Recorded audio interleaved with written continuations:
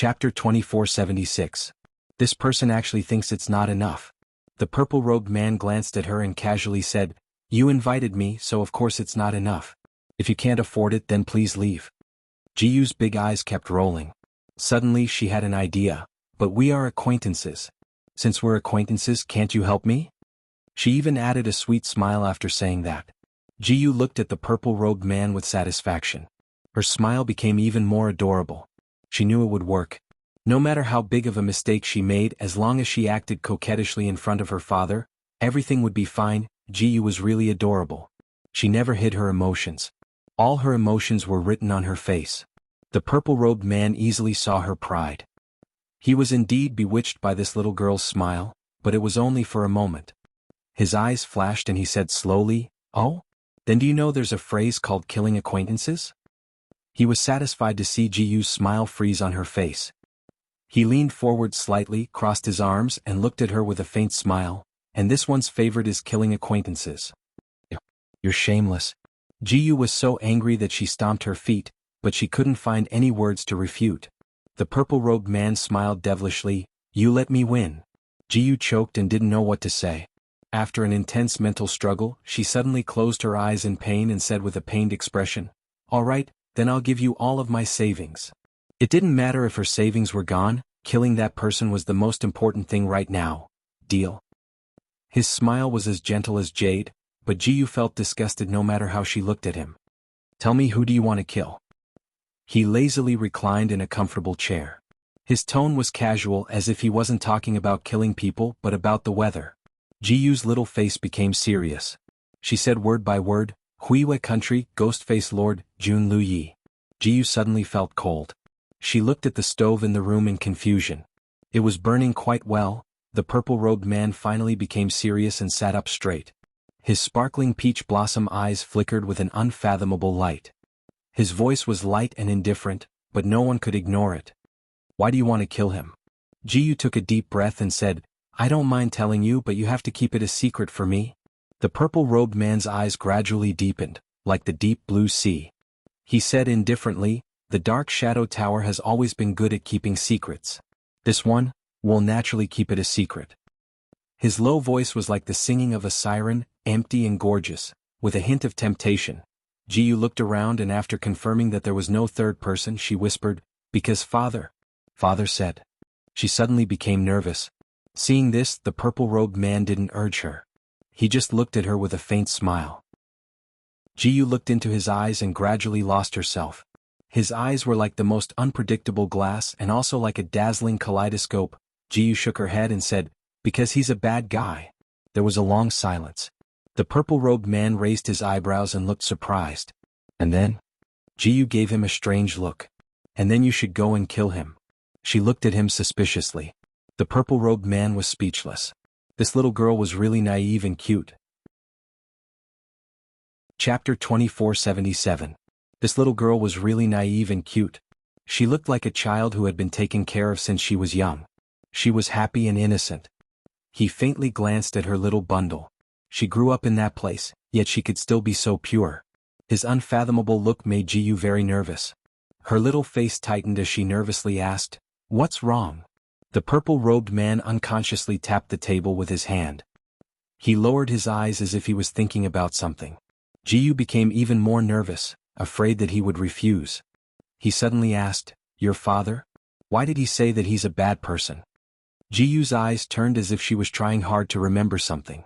In the end, she honestly shook her head. "I don't know." That day, she ran to the imperial study to play with her father. She accidentally heard her father talking to the Prime Minister about getting rid of Jun Lu Yi. What did he say about him? Wild ambition. She didn't hear anything else. When her father saw her run in, he waved his hand to dismiss the Prime Minister and coaxed her to sleep. Before she fell asleep, she unconsciously asked, "Father, why do you want to get rid of Jun Lu Yi?" Full Moon Emperor gently stroked her long hair and casually said, "Because he's a bad person." Jiyu wanted to ask more, but he changed the topic. Although she was asleep, she kept thinking about this problem in her heart. She wanted to help her beloved imperial father solve this problem, so she sneaked out of the imperial palace in the middle of the night with all her savings. She didn't meet a single bad person along the way and accidentally found Shadow Tower. The purple-robed man looked at her and smiled meaningfully. What a cute child. How could she not be kidnapped when she was so naive? Although Jiyu felt that it was a bit strange, her good upbringing made her politely reply, "Thank you." She thought about it and added, "You have good taste." It was a typical response of a little princess. The purple-robed man was startled for a moment before he suddenly laughed. His laughter was clear and bright, like the moon rising from the clouds. It made people's eyes light up. Jiyu was confused by his laughter. She unconsciously glared at him and fiercely said, "Hey, what are you laughing at?" She was just telling the truth. The purple-robed man waved his hand. It seemed that he was laughing until tears came out. He supported his head with his hand, his eyes still smiling. "You are indeed adorable. Seeing how adorable you are, I won't take half of your savings, but—" Jiyu's eyes lit up and stars almost appeared in her eyes. But what? Although Jiyu was doted on by thousands of people and usually had a lot of gold, jade and jewels, she still loved gold very much and carefully preserved it. Even Imperial Father said that she was a little money grubber. The purple-robed man propped up his chin and gazed into the distance. "I've heard that the scenery of Ziyu Inner City is incomparably beautiful, and I've always yearned for it." Purple Moon Inner City was located on Sky Moon Mountain, the tallest mountain in the Cloud Underworld continent. The reason why Purple Moon City was called Purple Moon City was because the moon here had a faint purple tint to it, making it incomparably beautiful. Every night, the purple moon hung in the sky. It was as large as a jade plate and shone brightly. It was one of the best in the Cloud Underworld continent. Jiyu seemed to hesitate for a moment. "You want to enter Purple Moon City?" It was not easy to enter Purple Moon City. One needed to have the Moon God order issued by the imperial family to enter. Moreover, one needed to register. New faces had to be carefully checked for a day before they were allowed to enter. This was because the city gate had an extremely powerful barrier. Anyone who tried to force their way in would be struck by heavenly lightning and consigned to eternal damnation. Therefore, Purple Moon City could be said to be the most heavily guarded place in the Cloud Underworld continent. Chapter 2478. The purple-robed man smiled and said, "I like to admire the moon when I have nothing to do. I've always regretted not being able to enjoy the best moon. The moon in the Purple Moon Inner City must be incomparably mysterious and beautiful. Unfortunately, I don't have the Moon God token, so I can only bury this long-cherished wish in my heart." He sighed. The sigh of a handsome man, especially one with such an earth-shattering appearance, could easily soften a person's heart and make them want to agree to all his requests. Jiyu rolled her big eyes and said, "But I only have one Moon God token. How can I get in if I give it to you? Why don't you change your request? The moon in Jiyu country's 100 Spirit City is also very beautiful." The purple-robed man sighed and said, "It's not the best. I'd rather not have it. Of the 3,000 weak waters, I will only take one ladle." Jiyu seemed to be in a difficult position. Her eyes flickered intensely as if two forces were fighting. Seeing this, the purple-robed man sighed and waved his hand. He seemed to be a little disappointed and said, "Forget it. Although the full moon is beautiful, I won't feel at ease if I make it difficult for a beauty. I'll bury this long-cherished wish deep in my heart." Jiyu pursed her lips tightly and didn't say anything. The atmosphere was a little awkward. The purple-robed man smiled gently and broke the ice. "Every time I take a mission, I have to play for 3 days. The Star River waterfall in Huiwe country is very beautiful. Do you want to go with me?" Jiyu was a little curious. "Why do you have to play for 3 days first? Shouldn't you be relaxing after completing the mission?" The purple-robed man rested his chin on his hand and smiled in a carefree and unrestrained manner. "Because, perhaps this will be the last time I'll go on a sightseeing tour." Jiyu's heart seemed to be pricked by a needle. She hurriedly said, "But aren't you the #1 assassin?" The purple-robed man's eyes seemed to be filled with countless clouds, making it impossible to see his emotions. He patted Jiyu's head and said meaningfully, "Little girl, everyone will die. It's better to have fun while it lasts. How about it? Do you want to go with me?" Star River Waterfall. Although there was still a faint smile on his lips, Jiyu could feel the disappointment under his smile. Although the purple-robed man changed the topic, Jiyu couldn't hear a single word.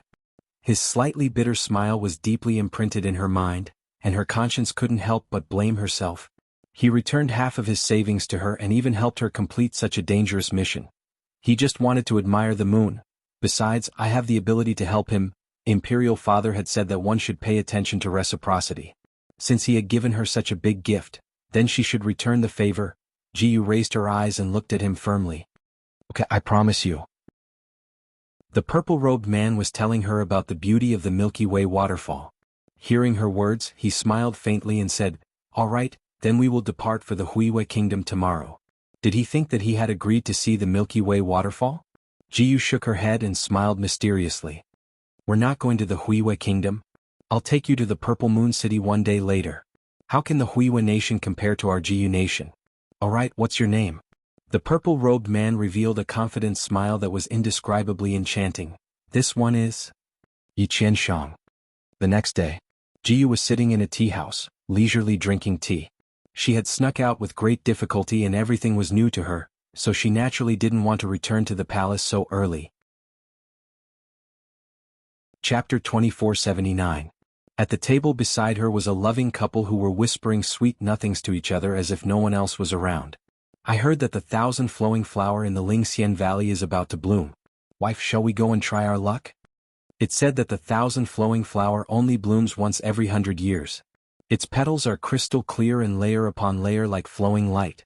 "But the Lingxian Valley is so big, can we find the 1,000-flowing flower?" "How do you know if you don't try?" It said that if a couple appreciates the blooming of the 1,000-flowing flower, they can be together for a long time. 1,000-flowing flower? Blooms once every 100 years? So magical? Jiyu's curiosity was immediately aroused. She looked at the couple and found that they didn't know any martial arts. They dared to enter the Lingxian Valley to look for the 1,000-flowing flower without any martial arts. Thinking about it, the Lingxian Valley shouldn't be dangerous. Jiyu's eyes turned back and forth. Finally, she slammed the table and said boldly, "Waiter, the bill." The Lingxian Valley was amazing. The scenery here was breathtaking. The scenery of all 4 seasons was present. Red maple, green pine, peach blossoms and plum blossoms bloomed one after another. There were faint clouds lingering all year round, like a paradise on earth. Jiyu rode a horse and strolled leisurely in the valley. She hummed a little tune and looked around in a good mood. She picked a flower and put it in her hair, or galloped on the horse and crushed the clouds on the ground. She was having so much fun that she had forgotten what she was here for. Unknowingly, she walked further and further away. There were fewer and fewer people and the scenery became more and more breathtaking. Jiyu's martial arts were good and she was fascinated by the scenery, so she didn't pay much attention. When she walked into the deep and remote peach blossom forest, there was no one left. She was a little tired from playing and wanted to go back. Just as she was about to turn around, she suddenly paused. There seemed to be something glowing not far away. Jiyu narrowed her eyes and carefully looked at the halo, but she couldn't see anything. What was that? The light seemed to be 7-colored. The conversation of the couple in the tea house unexpectedly appeared in her mind. Could it be the 1,000-flowing flower? Jiyu's eyes lit up. It only blooms once every 100 years. She didn't expect to see it as soon as it opened. Jiyu was afraid that the horse would eat the flowers as grass, so she tied the horse to a tree and happily ran in that direction.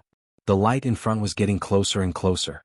Not far away, a dark green snake was lying on the green grass. It hissed and flicked its tongue, ready to give the little girl a fatal blow. Jiyu ran over without stopping as if she didn't notice the snake there at all. When the optimal distance was reached, the green snake suddenly shot up. Many people had lost their lives to its sudden attack, and this little girl was no exception. First he felt a chill, then a sharp pain. Jiyu held a delicate silver dagger in her hand. She squatted down and poked the 2 halves of the green snake. She sighed, "I wanted to let you live, but this dagger was too fast." The snake that died with its eyes wide open. Princess Jiyu, as the apple of Emperor Yuan Yu's eye, had always been the apple of Emperor Yuan Yu's eye. Emperor Yuan Yu wanted to keep her in the palace to protect her from all dangers. However, Princess Jiyu didn't like women's work since she was born. She didn't know anything about zither, chess, calligraphy, or painting, but she was very good with spears and short swords. The people who could bully her hadn't been born yet. She ran forward and killed several different snakes along the way. Finally, she arrived in front of the halo. Chapter 2480. That flower could be described as a miracle, with layers upon layers of sparkling petals fluttering in the wind. Like colored glass, it refracted 7-colored light, as if there were countless streams of light swimming in it. It was indescribably beautiful and moving. The orchid and musk fragrance of the flower spread out with the spread of the petals, like a drop of ink on a piece of paper, gradually spreading out, and the fragrance filled the entire forest. So beautiful! Jiyu couldn't help but exclaim. She carefully touched the flower with a small dagger, and the flower shook its body, as if it was dissatisfied with Jiyu's rough touch. Seeing that nothing strange came out, Jiyu finally felt relieved and reached out her small hand to touch the flower petals. The flower petals shook in her palm, causing a slight itch. Jiyu liked it so much that she didn't know what to do. She wished she could put this flower in a jar and carry it with her. She suddenly patted her head as if she had thought of something. It was almost Father's birthday. Father loved flowers and plants the most and even wrote a lot of poems for them. If she presented this flower to Father, he would definitely be overjoyed. Thinking of this, Jiyu's eyes lit up. She poked the flower petals and said seriously, "Little flower, do you want to go home with me? I have many of your brothers and sisters at home. Look at how lonely you are here alone. If you didn't meet me, no one would appreciate you even if the flower bloomed and withered. How about this? If you agree, can you shake your body?" Jiyu looked like she was very easy to negotiate with. The thousand flowing flower that was shaking in the breeze. Jiyu cheered, and a small shovel appeared out of nowhere. She carefully dug out the thousand flowing flower and put it in a jar. She stood up and patted her sore legs. She held the flower and looked at it carefully under the sunlight. Looking at the crystal clear flower in the jar, her big eyes narrowed with a smile. The soil under her feet was rapidly turning black. Before Jiyu could react, her body suddenly became empty, and then she fell uncontrollably into a big hole that appeared out of nowhere. This hole was nearly 100 meters deep. Jiyu kicked the wall with her feet, but it only slowed down the speed of her fall.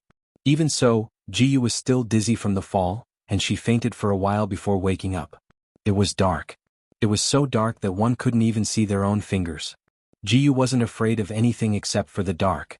Her palace was always brightly lit. She instantly froze on the spot, her nerves so tense that she was about to collapse. She tried to stand up but fell back again. She seemed to have broken her leg. "It hurts." His entire body was in pain. She touched his arm, and the slippery sensation under her hand made her tremble. She was bleeding. "Is there anyone there?" Her voice trembled as if she was about to cry. "Is there anyone up there? Save me. I fell into the hole." Her voice was replayed in the cave over and over again. After listening to it for a long time, a strange feeling slowly arose. Darkness was the best breeding ground for demons, and human senses would become extremely sensitive in such a situation. Jiyu always felt that there were countless eyes spying on her in the darkness. This feeling made her hair stand on end. "Help! Someone save me!" She couldn't hold it in any longer and screamed. Her tears fell like a broken string of pearls, and her voice was almost mournful. "Someone save me." Chapter 2481. Someone save me. Oh. Someone save me, I am the princess of Jiyu country. If you save me, my father will reward you heavily, save me. She cried over and over again, feeling more and more desperate. This place was too remote and desolate. Perhaps he could die here and no one would notice. She suddenly stood up, enduring the pain, and wanted to run out, but before she could take a step, her legs went soft and she knelt on the ground. She was in so much pain that she gasped. Pain, blood, darkness, loneliness, and the shadow of death shrouded her. Jiyu felt like she was going crazy from fear. "Who is up there? Oh, please save me." Jiyu curled herself into a ball and leaned against the wall, trembling. She cried so miserably that she almost couldn't shed any tears. Her stomach hadn't eaten anything for a day. She searched her clothes for a long time but couldn't find anything to eat. So hungry, so painful, so tired, in this situation even crying became a waste of energy. The excessive blood loss made her dizzy, she couldn't hold on anymore and fainted. Before she lost consciousness, her voice was small, full of grievance and fear. "Father, save me. I won't pick flowers anymore. Wake up, don't sleep anymore." Jiyu felt like someone was patting her face. Her consciousness was hazy and she couldn't wake up. A pill was delivered to her mouth. She subconsciously wanted to reject it, but for some reason she swallowed it with a gulp. That pair of cold hands patted her face again. "You won't be able to wake up if you continue sleeping." When did the maids become so bold? How dare they pat her face? Jiyu opened her eyes and said angrily, "You are so big." It was dark. She was not in the palace now but trapped in a deep cave. Then, who was patting her? Was it a human or a ghost? Jiyu felt all the hair on her body stand up. She opened her eyes wide and shrank back. "Who are you? Are you a human or a ghost?" Her voice was trembling, but she pretended to be strong. The cave was too dark. Jiyu couldn't see anything even when she opened her eyes, but she could feel that there was a creature in front of her. There was a chuckle in front of her and a lazy voice. "Of course I am a human. It could make a sound, it was alive. Jiyu breathed a sigh of relief, then suddenly rushed up, accurately threw herself into the man's arms, tightly hugging his waist and not letting go. Please save me. She urgently needed to hug something alive and hot to dispel the fear in her heart. That man seemed to be staggered by her, but he still had the time to tease her. A beauty throwing herself into my arms, how dare I not? Only then did Jiyu realize that she had actually thrown herself into the arms of a strange man, and even hugged his waist. She was so shocked that she jumped away. Let me go. However, she had forgotten that her leg was broken. Before she could jump up, she fell down. He fell to the ground with a bang sound. Jiyu was in so much pain that she couldn't get up for a long time. Tears were rolling in her eyes. She looked ahead in disbelief. Why didn't you catch me? He actually let her fall to the ground. And he didn't even help her. That person sighed, and his tone was rather infuriating. I was almost pushed down by Miss, but I was scolded as a lecher. I really don't dare to help you. Miss, it's better for you to get up by yourself.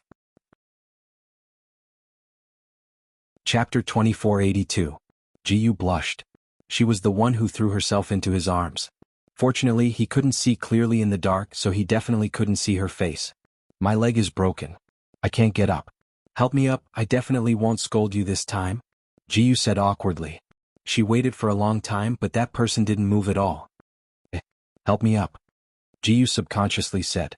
After thinking for a long time, she awkwardly added, I'm sorry. That person slowly walked over, but he didn't help her up. Instead, he picked her up. Her body was suddenly in the air and she was startled. She reflexively hugged that person's neck and her eyes were wide open. What do you want to do? That person laughed out and his voice was charming and seductive. Don't look at me like that, little girl. If you keep looking, I'll have to do something even if I don't want to do it. Jiyu didn't know anything about these flirting words. She blinked her eyes, tilted her head, and asked in confusion, What do you want to do? Her long eyelashes fluttered as she looked at him. Her big eyes were pure and clear, and her cherry lips were as sweet as dew. She looked like a flower waiting to be picked. That person's eyes turned dark, and his gaze towards her had a trace of aggression. And this little girl was still recklessly teasing him. His lazy voice seemed to be a bit hoarse and he breathed in her ear, for example, like this. Then a warm and soft thing gently touched her cherry lips. He wanted to leave immediately, but he was addicted to her beauty and couldn't help but stick out the tip of his tongue, tracing her cherry lips. But in Jiyu's heart, it was as if a landmine had been thrown, and her little face instantly turned red. You. She couldn't say anything for a long time. She subconsciously wanted to struggle, and her uninjured left leg kicked his body. Her little hand also tried to push him. Let go of me. That person's voice was a bit hoarse. Little girl, don't move. His body seemed to be a bit hot, but Jiyu didn't know what was going on. She just wanted to break free from his embrace and struggled even harder. If you move again, I'll throw you down. In the darkness, the sound of that person grinding his teeth could be heard, as if he was enduring something. Jiyu always had an inexplicable sense of danger. He immediately stopped moving. The man placed her against a stone wall and then tore open her pants. Jiyu was shocked and her voice changed. What are you doing? I am the princess of Jiyu country. If you dare to treat me like this, my father will definitely kill you. The man sneered and tapped her calf with his cool hand. What a great style. Just as she finished speaking, Jiyu felt a sharp pain in her right leg. It was so painful that tears instantly came out of her eyes and cold sweat broke out all over her body. She leaned against the wall and glared at the darkness in front of her. You will pay for what you did to me. The man knocked on her head and said, Little girl, you're biting Lu Dongbin like a dog. You don't know how to appreciate good intentions. He got up and walked outside. He was leaving.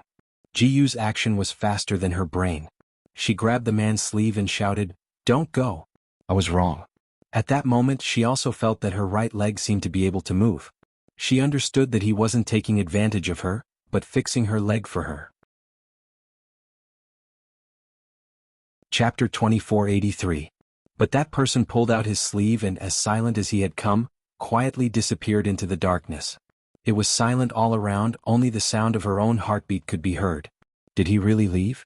Jiyu abruptly got up, tears falling down her cheeks. She staggered forward. Don't go, don't give her a little hope and immediately break it. She couldn't see anything in the darkness, so she panicked and ran around like a headless fly. She didn't know how many times she fell, but she got up again and groped forward. Her right leg had just been fixed, so it wasn't suitable for her to walk much. Now that Jiyu kept walking and falling, the pain was even worse. Despair, overwhelming despair. He really left. Jiyu helplessly sat down on the ground. What should she do? She was alone again. She didn't want to die. She didn't want to die here. That's right, since that person could walk, there must be a way. Jiyu's eyes lit up. She pursed her lips and stood up. Enduring the pain, she groped forward 2 steps.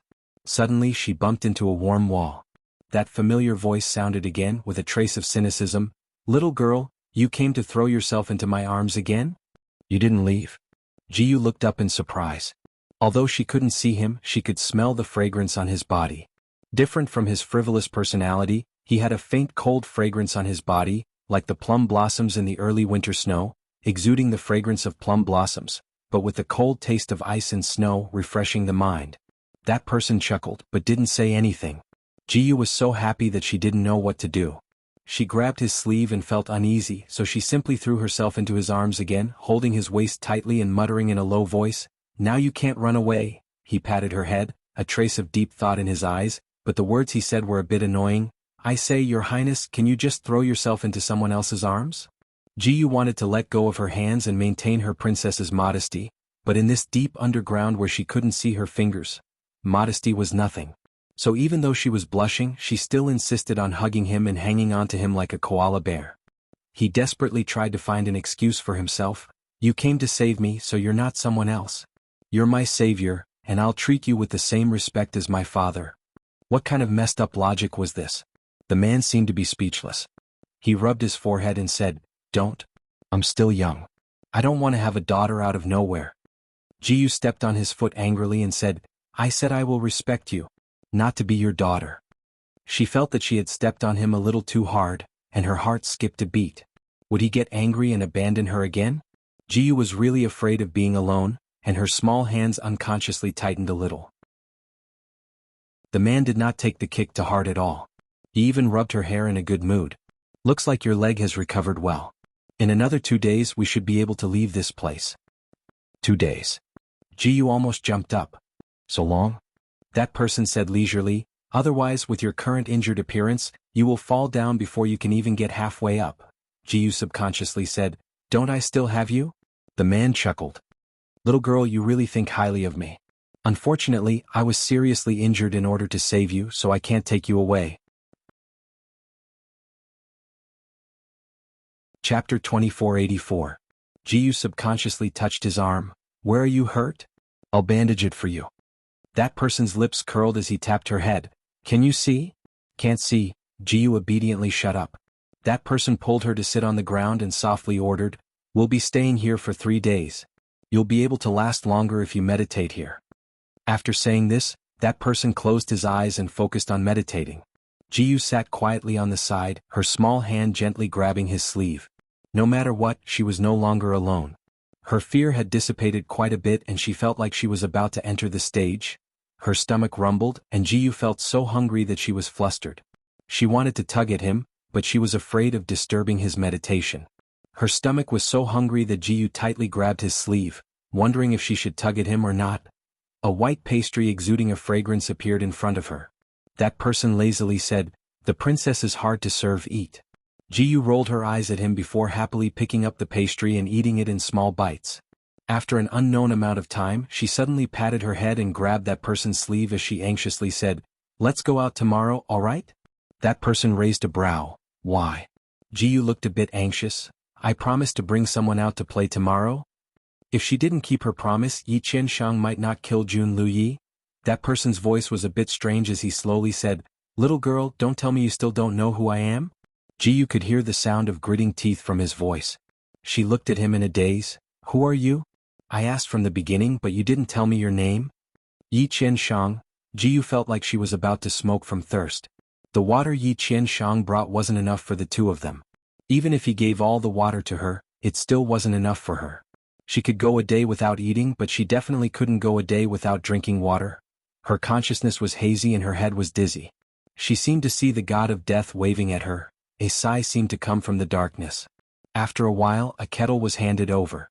Yi Qianshang's voice was a bit weak, but he was still calm as if nothing was bothering him. "Drink." Jiyu subconsciously took the water bottle, like a person who had been dry for a long time and finally met the first rain. The water seemed to have a strange fishy sweetness, but her brain was not working, so she naturally did not feel it. Whenever Jiyu felt extremely thirsty, Yi Qianshang would always bring out a pot of water. But later on he stopped talking. Her consciousness was also on the verge of blurring.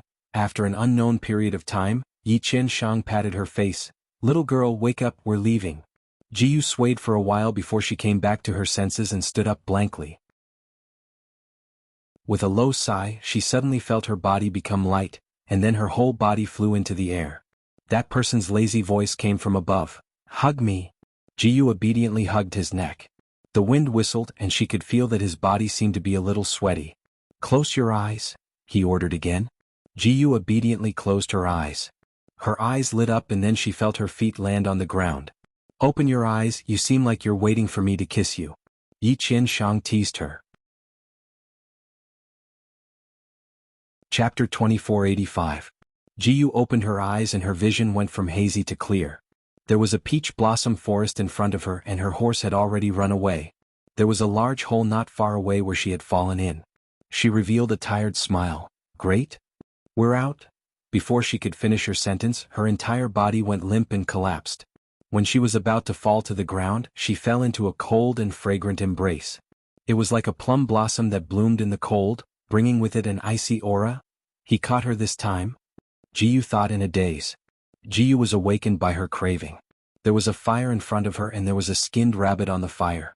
The rabbit meat was roasted until it was golden yellow and the oil dripped into the fire, making crackling sounds. The fragrance of the meat spread for 10 miles and woke Jiyu up from her craving. Jiyu stared at the meat on the fire. She hadn't eaten in a long time and she was so hungry that her heart was scratching. "You're awake?" A casual voice sounded. Jiyu followed the rabbit meat and saw a hand as white as jade. Then she saw a wide purple robe embroidered with cloud patterns. Then, under the exquisite butterfly mask, that person had a faint smile on his face. That person took out a handkerchief and tore off a rabbit leg to throw to her. "Here, this is for you." The fragrance was overflowing, the color was golden yellow, it was fat but not greasy. It was even better than the top chefs in the royal palace. Jiyu was moved to tears. She took a bite of the rabbit meat before looking up at him. Her eyes were filled with gratitude. "Why are you so good to me?" Yi Qianshang's lips curled into a smile. "Is it good?" Jiyu nodded. "Delicious. Too delicious." The smile on his lips deepened. Like feeding a pet, he gave her another rabbit leg. "Then eat more." How could she accept this? He hadn't eaten a single bite yet. Jiyu wanted to refuse, but she heard him slowly say, "The other half of the rabbit meat I exchanged for eat more?" "What?" Jiyu reflexively wanted to throw the rabbit meat back, but she paused after thinking about it. She glared at him before taking a bite of the meat. The world was big but food was the biggest. Not to mention he had saved her life. Jiyu could afford it. Yi Qianshang laughed as he looked at Jiyu with mischievous eyes. "You're really willing this time." Jiyu continued to eat and ignored him. When she was almost done, Yi Qianshang handed her another piece of roasted meat. Jiyu's eyes lit up and she was clearly tempted, but she shook her head. "I can't afford it." Half of her savings could be exchanged for 2 rabbit legs, she couldn't afford it. How did this child grow up to be so innocent and adorable? Yi Qianshang couldn't help wanting to rub her head, but he couldn't do it because there was a bonfire between them. The moon was still bright and there was a beauty by his side. He suddenly opened his mouth and asked casually, "Little princess, can you dance?" "Jiyu?" Yi Qianshang looked at her with disdain. "You can't even dance?" Jiyu rolled her big eyes. "The princess dance is a priceless treasure, how are you going to pay for it?" Yi Qianshang casually turned the roasted meat in his hand and the unique fragrance of rabbit meat spread out. Jiyu couldn't help swallowing a mouthful of saliva. His voice had a strange texture like a fox in the night. "If I'm satisfied, I'll give this rabbit meat to you for free." Jiyu's eyes lit up. "Then you don't want half of my savings?" Chapter 2486. Yi Qianshang revealed a gentle smile, but it was filled with foresight. "It depends on your performance." Jiyu clapped her hands and stood up. She revealed a proud smile to Yi Qianshang. "This princess dance will definitely satisfy you." Yi Qianshang took out a wine gourd from somewhere and laid down on the grass. His clothes were a bit messy, revealing his smooth marble chest. His peach blossom eyes shined with a captivating aura as he said with a soft smile, Oh? Then I'll wait and see. He raised his head and took a sip of wine. His movements were natural and unrestrained, but he was still elegant. Seeing this scene that made people's hearts beat faster, Jiyu quickly turned her face away. Was he the reincarnation of an enchantress? Jiyu stood in a peach blossom forest. Smelling the fragrance of the petals and the sound of the birds, she danced. The petals fluttered and stuck to her pink dress. The flower beauty was even more beautiful.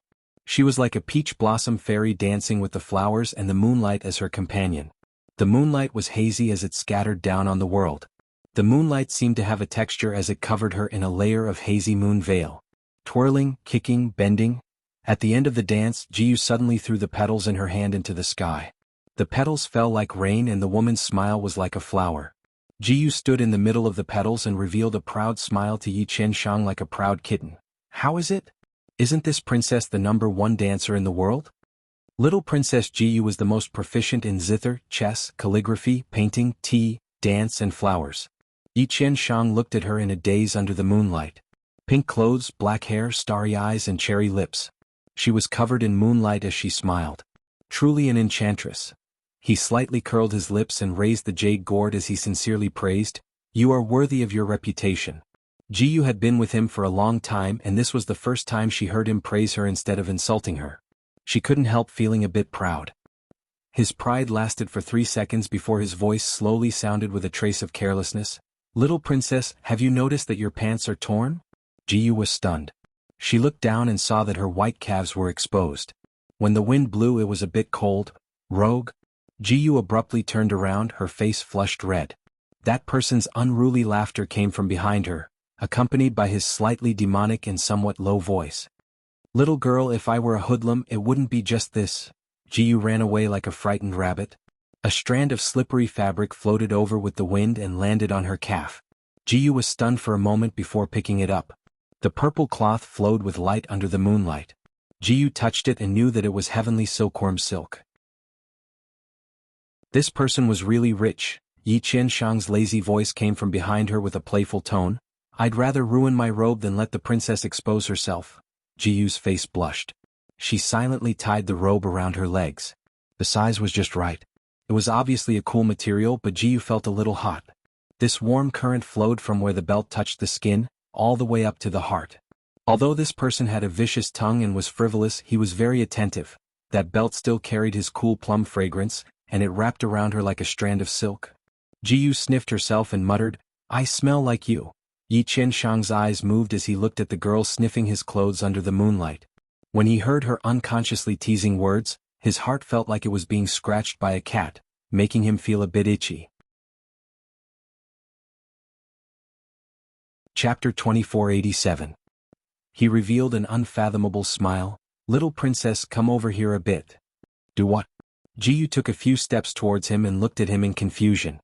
Her large eyes sparkled as they were filled with doubt. Yi Qianshang's lips curled, revealing an unknown smile as his fingers unconsciously tapped his knee. Alarm bells rang in Jiyu's mind. She wanted to run with her sixth sense. But she was caught off guard and her entire body fell onto Yi Qianshang's body. There was a flash in front of her eyes and she was pressed down by him. "What are you doing?" Seeing the handsome face that was gradually enlarging in front of her, Jiyu's heart skipped a beat as she shouted. Yi Qianshang looked at her with a smile that wasn't a smile as he moved closer and closer. He stopped when he was a leaf away from Jiyu's nose. His eyes were deep like an unpredictable lake. He slowly opened his mouth and his voice was like the song of a sea demon. It was magnificent and had a seductive aura. "Little princess, what is your name?"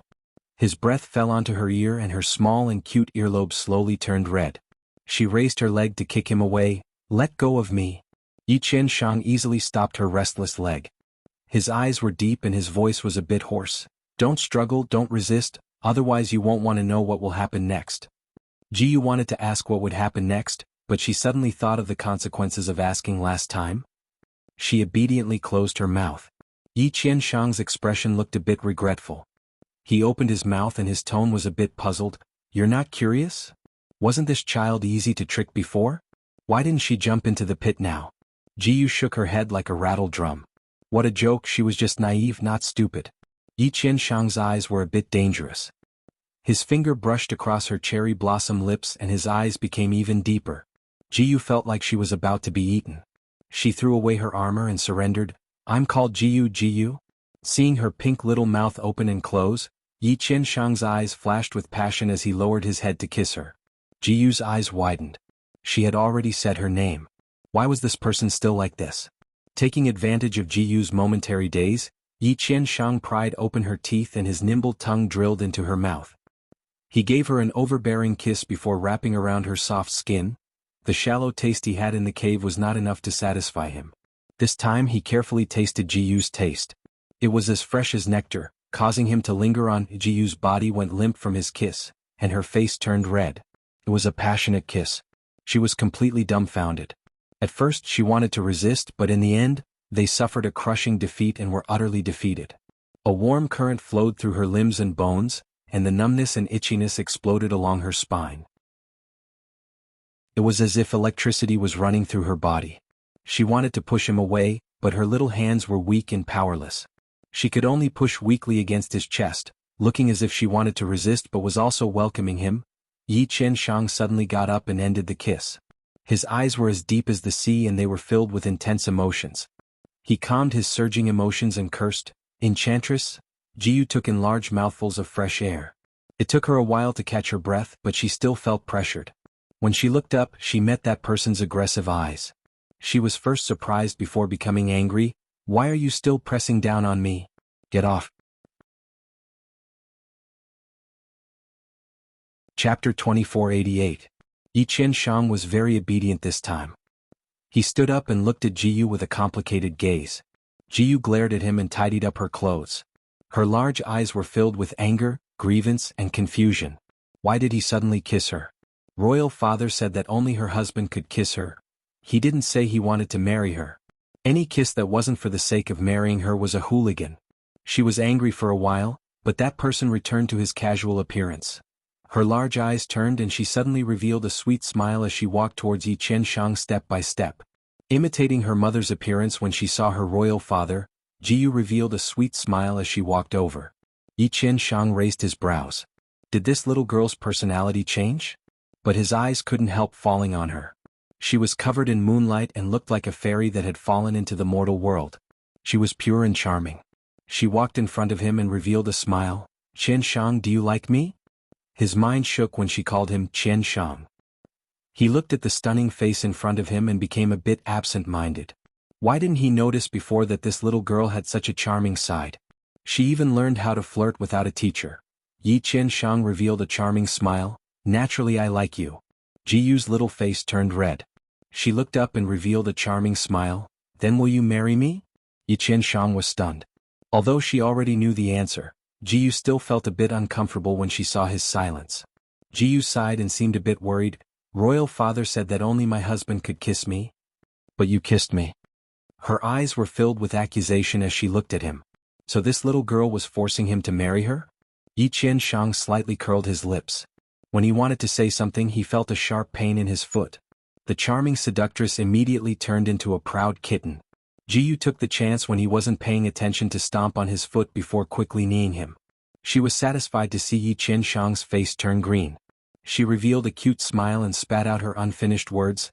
"Humph, daring to act like a hooligan to this princess, you have to pay the price." Yi Qianshang looked at her before silently lying on the side and closing his eyes to rest. Actually, she didn't really go against him. Yi Qianshang was just coaxing her. However, when he saw how proud she was, he decided to let her be proud for a while. Ji was proud for a long time, but no one came to support her. She couldn't help feeling a bit bored, so she found a seat far away from Yi Qianshang. She had just woken up and was not sleepy at all. Therefore, her pair of big eyes darted around, sizing up her surroundings. In the end, his gaze involuntarily fell on that person. He looked like he was already in deep sleep. His long eyelashes covered his eyelids, and his light red lips were slightly pursed. The silver butterfly-shaped mask looked hazy and mysterious under the moonlight. Jiyu's curiosity was aroused again. Why was he wearing a mask? Was it because it was too ugly? Impossible. Although she couldn't see his face clearly, Jiyu was sure that he was definitely more handsome than any man she had ever seen. That's right, he was an assassin, so he naturally had to hide his true appearance. However, there was no danger now. Should she help him take off his mask? Wearing a mask all day must be uncomfortable, right? Then again he had already kissed her, so she had the right to see his true appearance. Jiyu desperately encouraged herself in her heart. Chapter 2489. Jiyu desperately encouraged herself in her heart. He was asleep, so if she moved gently and put it back on him, he definitely wouldn't notice. Jiyu got up and slowly walked over. As she got closer, Jiyu's heart beat faster, almost jumping out of her chest. She patted her chest with her little hand, desperately trying to comfort herself. It's fine, it's fine. He's asleep. He still had a smile on his face, looking perfect and charming. Jiyu carefully squatted down and slowly reached out her hand. At this time, a crackling sound came from the fire, scaring Jiyu so much that her heart almost stopped. She quickly took back her hand and her large eyes opened wide as she nervously looked at Yi Qianshang. Yi Qianshang acted like he didn't notice and was still sleeping. Jiyu was still a bit worried as she softly called out, "Yi Qianshang, are you asleep?" Her voice was as small as a kitten's. She called out a few times but he didn't respond. Jiyu finally relaxed and boldly took off his mask. Her actions were very rough. "Jiyu?" She stared at her hand and was a bit stunned. What was going on with her? Didn't she say to be gentle and careful? You would definitely wake up like this. Jiyu didn't dare look over. "You took off my mask but you didn't look at me? Little girl, what are you thinking?" Yi Qianshang's lazy voice sounded. She was caught. Jiyu suddenly closed her eyes and her long eyelashes trembled. "I didn't see anything." She threw the mask over and kept her eyes closed. "Quickly put it back on, I won't look." She might be silenced if she saw the true face of the #1 assassin. What was she thinking before? Yi Qianshang didn't know whether to laugh or cry. He played with the mask in his hand before putting it back on and casually saying, "It's too late." Jiyu angrily opened her eyes and met his sparkling eyes. "I didn't see anything at all. Moreover, I returned the mask to you, what else do you want?" Yi Qianshang looked at her with a bit of playfulness as he pulled her over. "No one has ever dared to take off my mask, you are the first?" Jiyu looked at him in fear but she didn't dare resist. He looked at her, who was as stiff as a block of wood in his arms, and chuckled, "You have two paths. One is death." A pair of jade-white hands were placed on her tender neck, bringing with it a slightly cold breath. Jiyu felt goosebumps all over her body. "What about the other one?" Jiyu hurriedly asked. Yi Qianshang kissed her cherry blossom-like lips before revealing a charming smile. "Marry me." Jiyu was a little confused. Didn't he just reject her? Why did he want to marry her now? If he were to agree just like that, he would feel a little embarrassed. Propose now? It was too late. Jiyu closed her eyes and didn't say anything. She didn't say anything, so he kissed her again and again. He sucked on her cherry-red lips and then delved into her mouth. Jiyu bit down, but his tongue swam out like a slippery fish, and then came in again. Jiyu gradually felt suffocated. She was forced to open her eyes and glared at him. "Didn't you say you didn't want to marry me?" Yi Qianshang curled his lips into a smile. "You should let a man propose, little girl." He lowered his head and kissed her again. After the kiss, Jiyu was panting. Chapter 2490. This little girl was too seductive. Seeing her crying appearance, he couldn't help wanting to bully her. He couldn't control himself. If she hadn't fainted, he wouldn't have been able to control himself and would have taken her here. There were several coughs that came from his embrace. Jiyu coughed until her eyes were filled with tears. Yi Qianshang held her in his embrace and gently patted her back. Jiyu's eyes were still a bit hazy when she opened them. Her eyes were purple and it took her a while to realize who this person was. The person who bullied her until she fainted. Jiyu fiercely bit down. Yi Qianshang almost unconsciously slapped her away. He said in a deep voice, "Let go." Jiyu fiercely bit down and didn't let go. Yi Qianshang's tone was a bit dangerous. "Little Jiyu, if you keep biting, I can't guarantee that I won't bully you again." Feeling the person in his embrace let go, his lips curled. His chest gradually became wet and a large patch was soaked. Yi Qianshang was stunned. He pulled her away and saw a crying little face. His heart ached and he couldn't help softening his tone. "Little Moon, why are you crying?" Jiyu didn't have the energy to correct him. She was crying so miserably that she was out of breath. Other beauties were delicate and beautiful when they cried, but this one was crying like a little kitten. Yi Qianshang let out a sigh and held her in his embrace. He was a bit helpless and pampering. "Don't cry, I won't bully you anymore." Jiyu was choked with sobs as her voice came out intermittently. "Before, you bullied me, so ruthlessly. I only bit you once." And you were fierce to me? Woo woo woo. I don't want to marry you. Her voice was filled with complaints. Want to take this chance to break the engagement? Yi Qianshang tidied up her clothes bit by bit, covering her body. He stroked her long hair and comforted her in a low voice. I was too impatient. Don't cry. I'll treat you well in the future. Although he was burning with desire right now wasn't the time. The beauty was in his embrace, but he could only look and not eat. Jiyu cried for a while and took this chance to break the engagement several times. Yi Qianshang comforted her the entire time, but he didn't respond to her words. She felt a little bored crying, so she stopped crying. She sat in his arms, tears still hanging from her long eyelashes, like an exquisite doll. Her voice was still nasal. Do you really want to marry me? Yi Qianshang raised his hand and scratched her nose. You've already kissed me and touched me, why are you still asking? Jiyu suddenly looked up at him, her big eyes showing a rare seriousness. I like you very much, I admit, although we've only known each other for a few days. I know I'm not being reserved, but I'm just like this. If I like you then I like you, if I don't like you then I don't like you. I like you, so I want you to marry me. Yi Qianshang was startled. He pulled out a smile. Of course I will marry you. Jiyu shook her head and looked at him seriously. You don't have to rush to make a promise. Let me finish first. Yi Qianshang's gaze was a bit complicated. Jiyu closed her eyes and said, if you want to take responsibility because you kissed me, then there's no need. You can leave now and I won't blame you. But, if you marry me rashly and don't love me then in the end you betray me. Chapter 2491. Jiyu's eyes were serious as she said word for word, I will hate you for a lifetime and I will make you pay the price.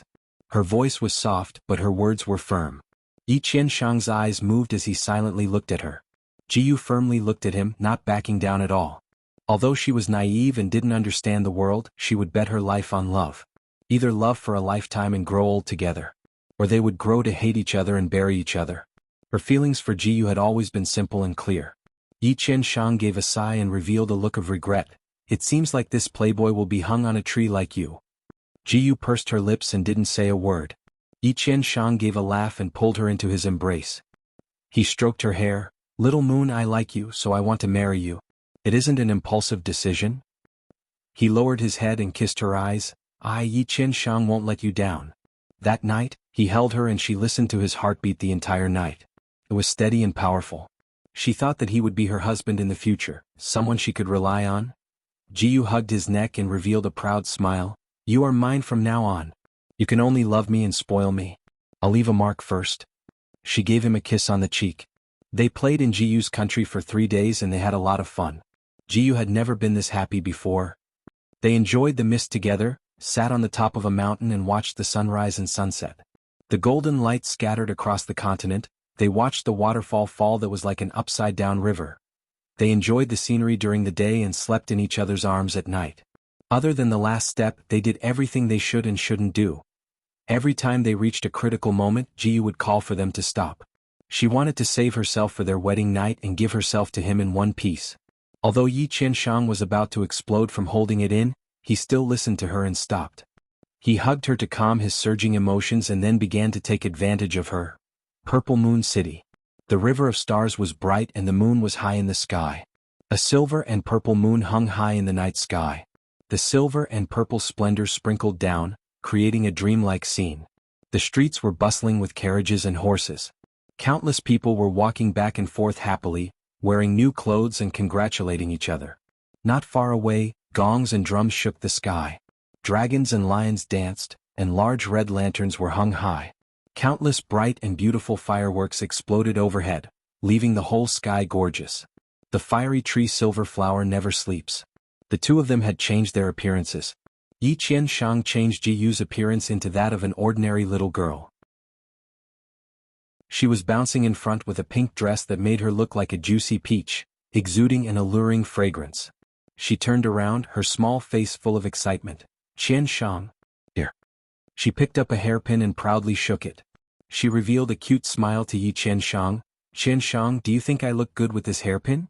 How could she not be beautiful?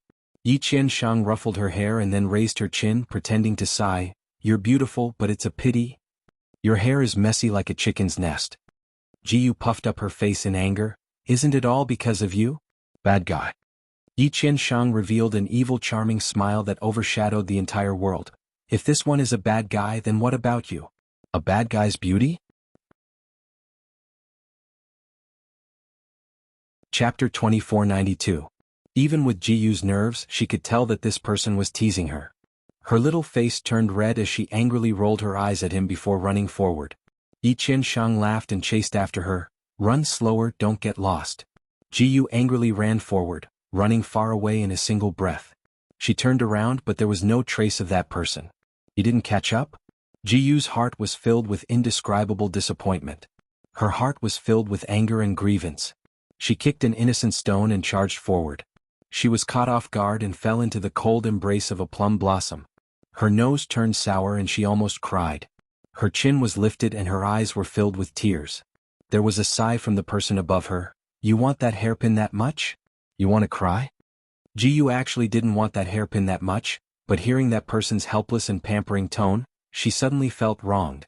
She lowered her eyes and didn't say a word. Her little feet restlessly kicked the stone for fun. A white jade hairpin suddenly appeared in front of her. The carving was smooth and the phoenix on the hairpin was lifelike. It was the hairpin from before. Jiyu's eyes opened wide and she snatched it. She happily played with it in her hands and revealed a large smile to Yi Qianshang. I knew you were the best. Her eyes were filled with a starry sky that was shockingly bright. Yi Qianshang was stunned for a moment before narrowing his eyes and saying in a threatening voice, Little moon, you can only smile at me like this in the future. Do you understand? The lethality was too great.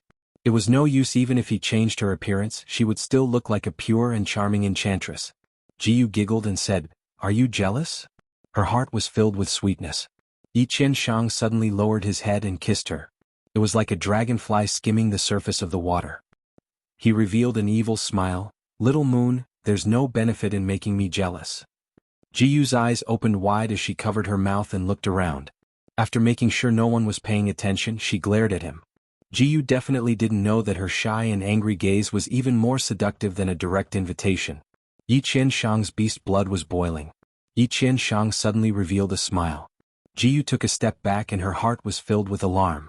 But it was already too late. He pulled her into his embrace and leaped into the air. His speed was so fast that he was like an afterimage as he flew into the distance. Jiyu didn't even have time to ask before she was brought into the air. She was so scared that she hugged his neck. Although she knew Qinggong, she couldn't fly so high. Even though Yi Qianshang was flying with a person in his arms, he was still as relaxed as usual. He lowered his head and said, Little moon, open your eyes. Who would dare to open their eyes at such a height? Yi Qianshang's smile deepened. If you don't open your eyes, I'll kiss you. Jiyu had no choice but to open her eyes. As soon as she opened her eyes, she was shocked. Yi Qianshang held her and stood on the peak of the dark cloud mountain. Ah! Jiyu was screaming in her heart, this was too high. She tightly hugged Yi Qianshang's neck and her large eyes couldn't help rolling around. Beautiful. Absolutely beautiful. The purple moon, as big as a wheel, seemed to be right in front of his eyes. The silver-purple light flowed down in waves and turned into countless sparkling particles in the air, sprinkling down on the raging human world. Looking from the top of the mountain, they could see the entirety of Purple Moon City. The houses were neatly lined up like small boxes and the red lights were moving through the city like dragons. There were faint sounds of gongs and drums, mixed with the lively voices of countless people.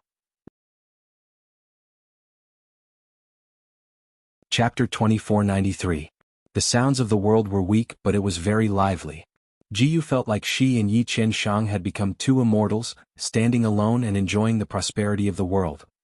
Looking down at the Purple Moon City she grew up in, Jiyu suddenly felt a sense of unfamiliarity. At this moment, standing at such a high position and looking down at the familiar place, Jiyu suddenly felt like she had been abandoned.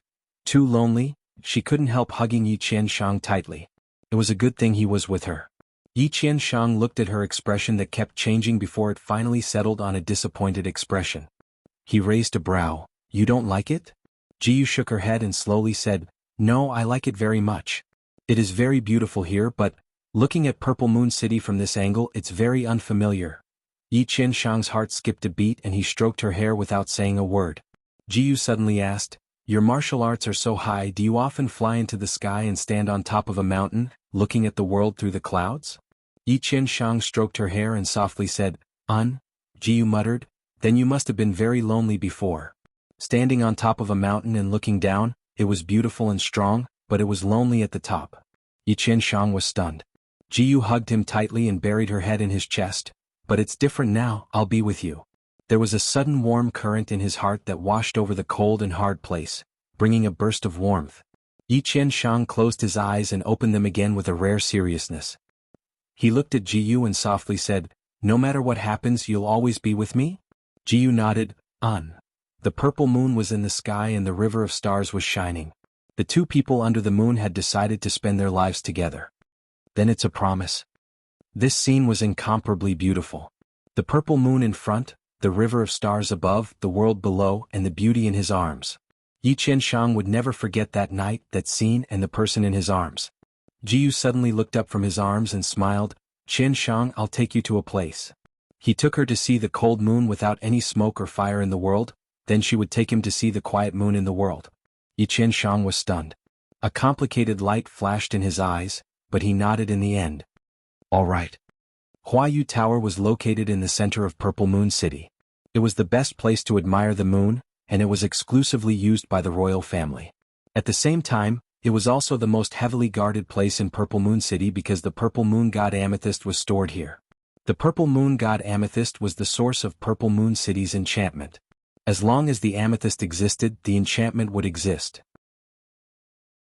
There were a total of 5 purple crystals, distributed in the 4 corners and in the center, and the largest piece of Purple Moon God crystal was in the Huayu restaurant. Entering and exiting this place required the protection of a special Moon God token. Trespassers would die without leaving behind a corpse. However, Jiu seemed to have been protected by the Moon God since birth and could freely travel through barriers. Perhaps it was because today was the Moon God Festival, there was no one guarding this place. Every Moon God Festival, the power of the enchantment was at its strongest. Even a fly could not fly in. Naturally, there was no need for guards. Therefore, the Full Moon Emperor decided to give them a holiday. Jiu had Yi Qianshang take the Moon God token and then brought him through countless barriers to the magnificent Moon Tower. The purple moon was in the sky, and countless stars were shining brightly. Looking at the sky from the magnificent moon pavilion was like looking at a flowing blue wave. The purple moon was rippling in the water, and countless faint purple rays of light fell into the magnificent moon pavilion. Chapter 2494. A gentle power rose from his dantian and soothed all the troubles in his heart. He didn't know if it was because it was in the center, but the moonlight in the flower moon pavilion was much purer than other places. The two of them were bathed in the gentle moonlight, making them look like they were wearing purple clothes. Jiu said with a smile, Qianshang, isn't this place beautiful? Yi Qianshang kept looking at her. Seeing her sweet and cute smile, he was a bit absent-minded. He seemed to be absent-minded quite often tonight. He curled his lips into a smile, it is very beautiful. Jiu's face turned red, I didn't want you to look at me. Yi Qianshang pulled her into his embrace and lowered his head to kiss her. The scenery is even more beautiful. Jiu broke free and said with a serious expression, Qianshang, today is the Moon God Festival. I heard that if you make a wish to the Moon God, all your wishes will come true. Perhaps you should make a wish. Yi Qianshang closed his eyes, but he didn't make a wish. He didn't believe in the existence of the Moon God, he just wanted to make her happy. He curled his lips and looked at Jiu, who was sincerely making a wish with a smile that wasn't a smile. Jiu opened her eyes and looked at him with sparkling eyes. Qianshang, what wish did you make? Yi Qianshang patted her head and said in a profound manner, it won't come true if I say it. Seeing her pure and beautiful smile, a thought suddenly appeared in his mind. This was the first time in his life that he made a wish to a god. Jiu pouted, all right then. Yi Qianshang was suddenly curious about what she wished for, but Jiu's lips were tightly sealed. He couldn't pry it open no matter how hard he tried, so he could only give up. Actually, he could easily guess her wish. It was for him to love her and spoil her for the rest of his life. But he guessed wrong this time. It couldn't be said that he was completely wrong. He only saw Jiu's pure and cute side, but he ignored her fierce nature. I believe that Qianshang loves me, so I swear in the name of Jiu country's princess that I will be with him for the rest of my life. If I go against it, my body and soul will disappear. Yi Qianshang tapped her nose, stingy little girl. Jiu made a face at him. I'll tell you later. Yi Qianshang rubbed her head and revealed a faint smile. All right, I'll wait. Jiu nestled in his arms, bathing in the moonlight as lazy as a cat. She raised her head to look at the moon, but his gaze remained on her. In an angle that Jiyu couldn't see, Yi Qianshang's eyes were filled with complicated emotions. There was hesitation, reluctance, regret, and a trace of unknown annoyance. He had been planning for so many days and now it was time to act. But this little girl, Yi Qianshang's gaze became even more complicated. He had always been swift and decisive, but for the first time in his life he was a bit hesitant. Qianshang, Qianshang. Jiyu waved her hand in front of his face, looking confused. Yi Qianshang was stunned.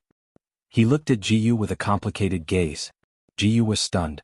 Yi Qianshang spoke with a faint bewitching tone, "Little girl, close your eyes." Jiyu was now obedient to him. Although she had some doubts, she still closed her eyes. The night was a bit cold and the wind blew on her body, making her feel a bit cold. His cool hand brushed past her eyes, her nose, her mouth, and finally landed on her fair neck. Chapter 2495. His cool hand brushed past her eyes, her nose, her mouth, and finally landed on her fair neck. His fingers paused slightly and a slightly cold touch touched his skin. Jiyu felt her hair stand on end. She unconsciously reached out to touch it, but he stopped her. "Little girl, don't move. I'll put it on for you." When his hand brushed past her carotid artery, he paused for a moment. The expression in his eyes changed intensely as he gently caressed her fair neck. Feeling the throbbing under his hand, Jiyu felt her hair stand on end, like some kind of danger was about to descend. After a while, his kiss fell onto her eyes, followed by a sigh. He still couldn't do it. A strong sense of sleepiness hit her and Jiyu only had time to mutter, "I feel sleepy," before falling asleep. When she opened her eyes again, she was still in Yi Qianshang's embrace. Her body was warm, but his was slightly cold, with a hint of coldness. Looking at the moon, she was surprised. "How long did I sleep for?" Yi Qianshang tapped her nose and gave a sigh. "You really are a sleepy person. You actually fell asleep while standing. I was your bed for 2 hours and didn't even dare move." Jiyu's face was a bit red. She didn't know why she suddenly fell asleep. She crawled out of Yi Qianshang's embrace and even gave him a massage before pulling him up. When she pulled him up, she found that he had changed his clothes. It was clearly a light purple, looking charming and enchanting under the moonlight. Now, however, he was dressed in a gloomy black, almost blending into the night. She rubbed her eyes. "Why did you change your clothes? When did you change?" Yi Qianshang gave a sigh. "Little girl, you actually drooled when you slept. My clothes were stained with your fragrance, so I changed them." Jiyu's face turned red. She unconsciously touched her little mouth, but she didn't feel any saliva. "I've already wiped it clean for you." Yi Qianshang revealed a smile that wasn't a smile. His finger gently stroked her little mouth and touched her cherry lips as he slowly said, "I'll keep that dress forever, I won't wash it again." Jiyu's face turned even redder when she heard this, but the bubbles of joy in her heart grew even more. She quickly changed the topic. "You look good in this dress too." This person was simply like a clothes hanger. No matter what clothes he wore, he would be able to wear them exquisitely. The black robe on his tall and straight body gave him a mysterious feeling under the purple moon. It gave her a different feeling.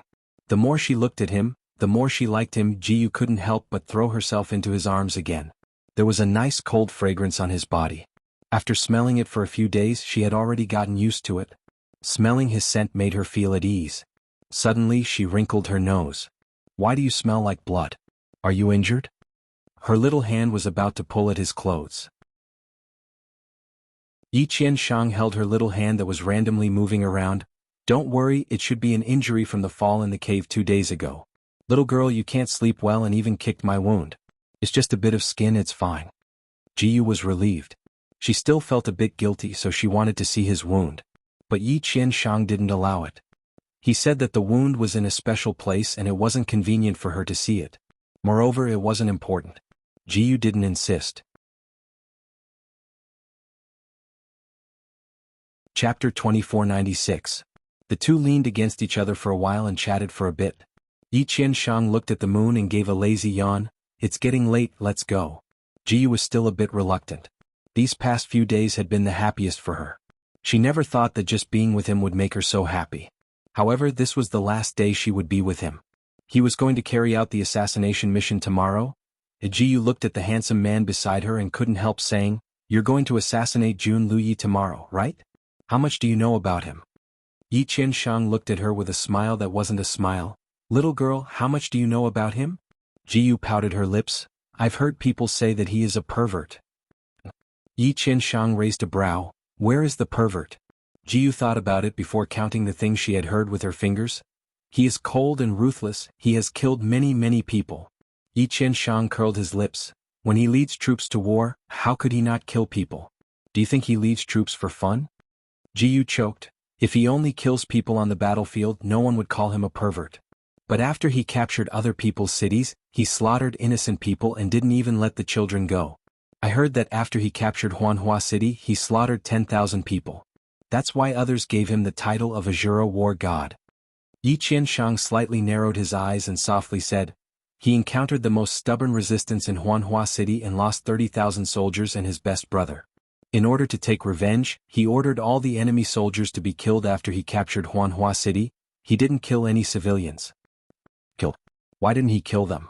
He even killed several hundred children. Yi Qianshang gave a laugh. That's just a rumor. How do you know it's just a rumor and not the truth? Jiyu wasn't convinced. I'm the #1 assassin, so I naturally have reliable information. Yi Qianshang revealed a smile that wasn't a smile as he rubbed her head. It's different from what you heard. No one understood Jun Liuye better than he did. Leading troops to war was originally a cold and bloody affair. In order to obtain victory on the battlefield, one would do anything. All kinds of schemes were endless. The winner was king while the loser was in the wrong. The level of darkness and cruelty was not something that a little girl like her could understand. He stood up and pulled up this little girl who was as transparent as glass and as delicate as a flower. It's getting late. Let's go back. Jiyu held his hand, her big eyes looking even clearer than the moonlight. Then you, be careful, I'll wait for your safe return. She hesitated for a moment before biting her lips. Regarding the assassination of Jun Liuye, you just have to do your best. Most importantly, you have to come back alive. Yi Qianshang had a complicated look as he revealed an evil smile. You're that worried about me? Of course, I'm still waiting for you to come back and marry me. You won't forget about this, right? Jiyu's eyes widened. Of course, not. Yi Qianshang paused before pulling her hand. All right, go back obediently and wait for me to marry you. The two of them, one tall and one short, gradually disappeared into the distance. In the depths of the magnificent moon tower, in a secret room filled with traps, there was a crack in the center of the purple moon god's crystal that went through the entire crystal. There was a faint blood color at the crack, looking enchanting and evil.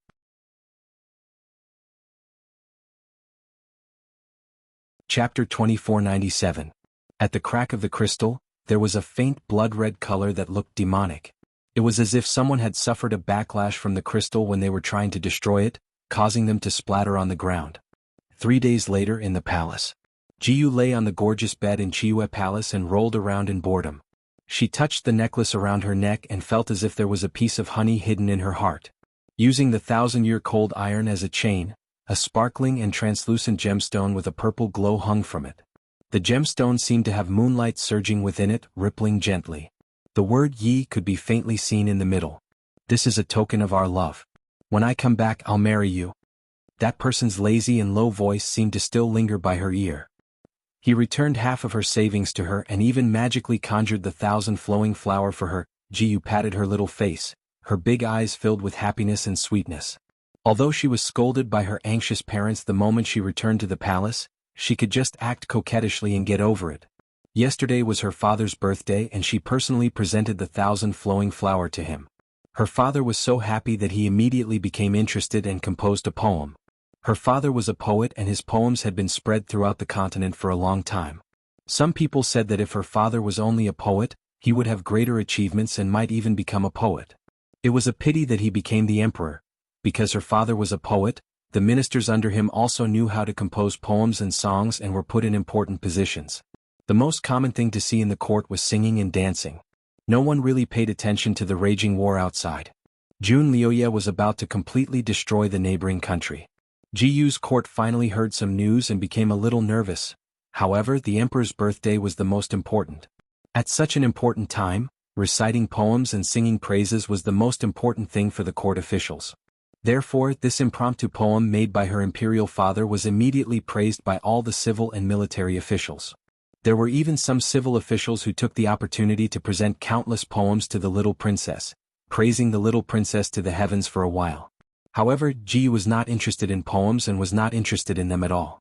Last night, she had reported to her imperial father and imperial mother, clearly telling them that she already had someone she liked, and that they had already made a secret promise.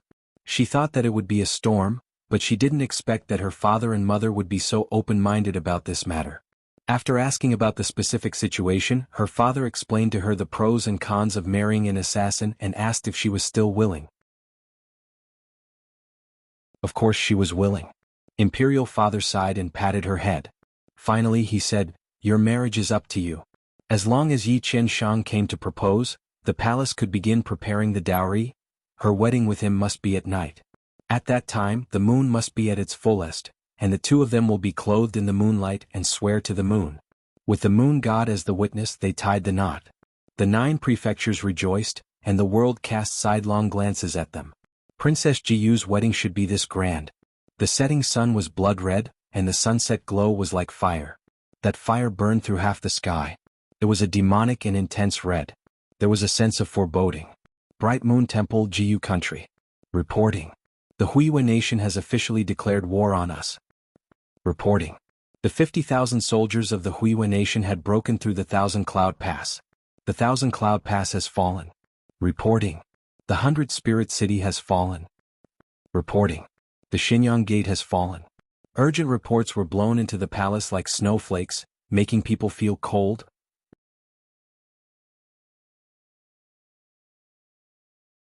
Chapter 2498. Full Moon Emperor sat on the throne and looked down at the officials with a pale face. The Huiyue kingdom had clearly come prepared this time. Although they had broken through other cities, they definitely couldn't break through Purple Moon City. No matter how many people came. Purple Moon City's barrier was said to be left behind by an ancient god. It was very powerful, and anyone who tried to force their way in would be struck to death by heavenly lightning. Only those with the moon god token could enter. And each person had one token. As long as the moon god purple crystal in the center of the city didn't break, not only would the Huiyue kingdom not be able to break in, they would also be struck to death by lightning. Jiyu Kingdom was a country protected by a god. So although Full Moon Emperor's face was pale, his heart was still very calm. The news from the front also spread to the harem. Jiyu was also restless in her palace.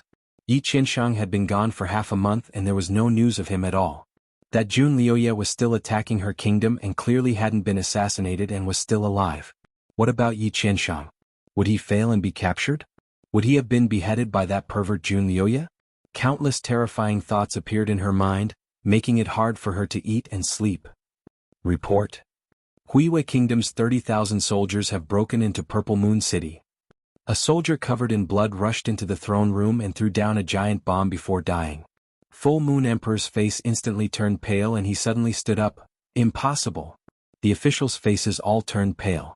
A person wearing a Taoist robe ran in covered in blood as if he had gone crazy. Your Highness. The barrier is broken. Just broken. The moon god is angry. No longer protecting our kingdom. He suddenly slammed his head against a pillar and died. Blood splattered all over the officials. Blood. There was blood everywhere. There were palace maids and eunuchs running everywhere. The Huiyue Kingdom soldiers who rushed and grinned as they raised their deathly blades and killed one person with one slash. The blood that splashed out dyed Jiyu Palace red. Princess, let's go this way. Jiyu's personal maid Xiao Liang tightly held Jiyu's hand and ran towards a certain direction in the palace. Jiyu staggered a bit, but her mind wasn't on running away. The soldiers of the Huiyue Kingdom had barged in from the front. Her parents were still in the throne room. How were they? Jiyu's face was pale. She suddenly broke free from Xiao Liang's grip and ran frantically to the throne room. Imperial father.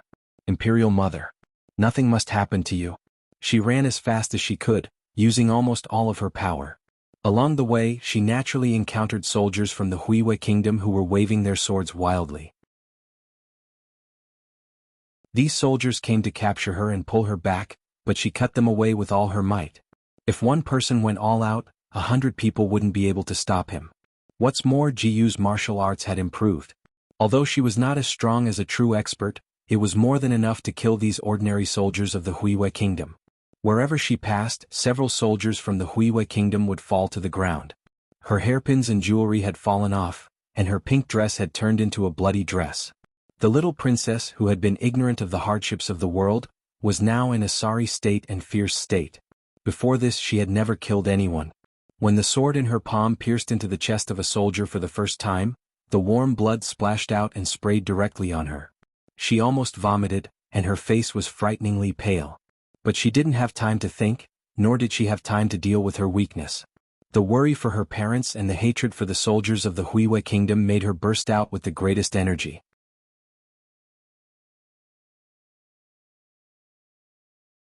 Chapter 2499. The girl, who used to be so kind that she didn't even dare to kill a chicken, had now turned into a Shura from hell.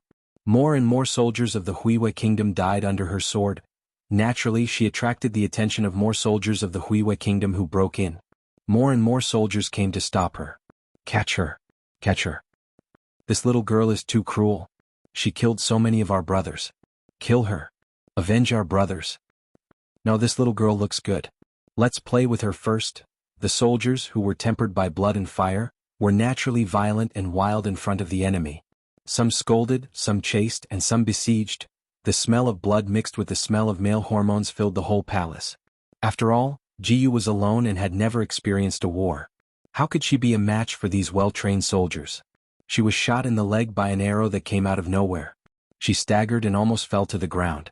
The soldiers immediately surrounded her.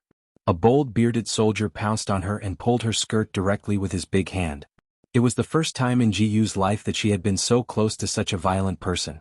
She almost fainted and was about to vomit. Ignoring the pain in her leg, she suddenly withdrew her leg and kicked him away with her good foot. In the screams of the soldiers, she threw out her sword and stabbed it directly into the man's heart. She jumped up, but the pain in her injured leg was so severe that she staggered again. She quickly supported herself with her sword. Damn it! This little girl is quite fierce. Hot enough, I like it. A man who seemed to be the leader approached her with a heavy sword in his eyes. She stepped back. A soldier behind her suddenly pounced on her, but was kicked away by her. The leader pounced on her again with a green light in his eyes. Princess. Xiao Liang, who was shaken off by Jianghu, finally broke through the encirclement of the soldiers and rushed over. She threw a flame flower on the spot. With a loud bang, a circle of smoke burst out, temporarily blocking the sight of the fierce soldiers.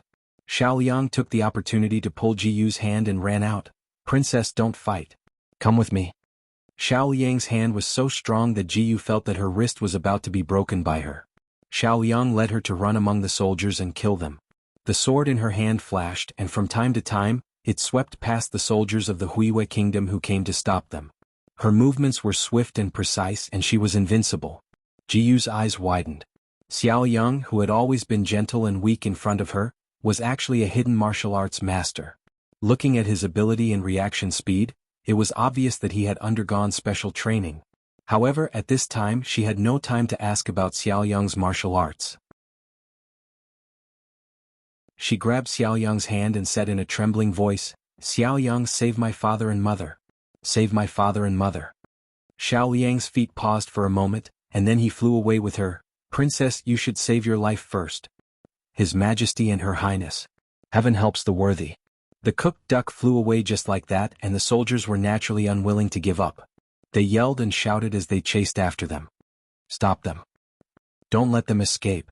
Chaos, blood, screams of people around, and the sound of swords piercing into flesh. In the face of war, human lives were as cheap as grass, cut off one by one. Jianghu's mind was in a mess. There was only one thought in her mind. Even if she died, she would die with her parents. She did not want to live alone.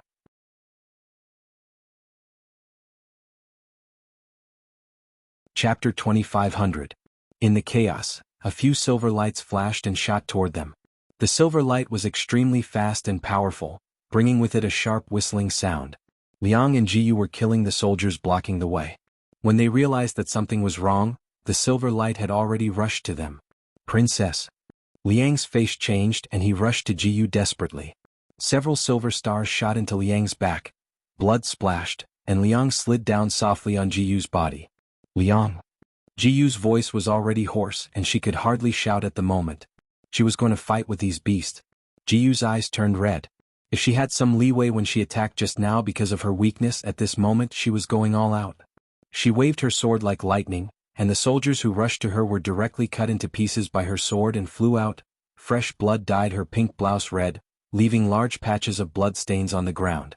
Although her martial arts were not low, even a tiger could not fight against a pack of wolves.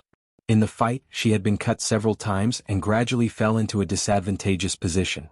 Blood sprinkled down like rain. She alone had killed dozens of people. A few more cold stars flew over. This time they directly hit her legs. Intense pain assaulted her. She swayed and fell to the ground. Her treasured sword also fell to the ground with a clang. A general who was obviously the leader rushed up. "Little bitch, I don't believe that I can't control you." Jiyu wanted to struggle, but she was exhausted. The general's face was ferocious and he tore open her collar. Suddenly he paused and his eyes fell straight on the necklace hanging on Jiyu's neck. He trembled in fear. Suddenly he felt a chill on his back and blood splashed and then he was kicked away. Jiyu felt dizzy and her vision was getting darker and darker. In her blurred vision, a man walked quickly, with endless anger and killing intent in every step. Wherever he passed, blood splashed and countless soldiers of the Huiwei kingdom fell down. "General! General!" One of the soldiers knelt there, trembling in fear. His face was filled with unconcealable fear as he looked at the man in black robes walking towards him. It was as if he was looking at the Grim Reaper. "General, we are the Crown Prince's subordinates." Before he could say a second word, he was killed by the man with a sword. The man walked in front of Jiyu and looked down at her from above. He wore a ferocious ghost mask on his face, making it impossible for others to see his true expression. He only felt that this person's aura was extremely cold, as if it had been frozen for 10,000 years. It was cold and austere. Jiyu had lost so much blood that she could barely see anything. She stared at the person and suddenly trembled. She reached out her trembling hand. "Qian Shang, is that you?" That person did not move. His demonic face was ferocious as his cold voice rang out, "I am Jun Liuye." Jiyu was shocked, her mind became clear for a moment, and her little hands clenched tightly. It was this demon. This demon had destroyed her country and destroyed her family. Why wasn't he dead yet? Why didn't God take him in? "You deserve to die." Jiyu had never scolded anyone before, all her hatred was transformed into this sentence. Her voice trembled slightly. "You've killed so many people. There will be retribution." Her large eyes were bloodshot with hatred. Jun Liuye looked down at her, his eyes narrowed and his voice was cold. "On the battlefield it's either you die or I die. I don't believe in retribution." This person was like a heavenly deity standing above her, completely blocking out her light.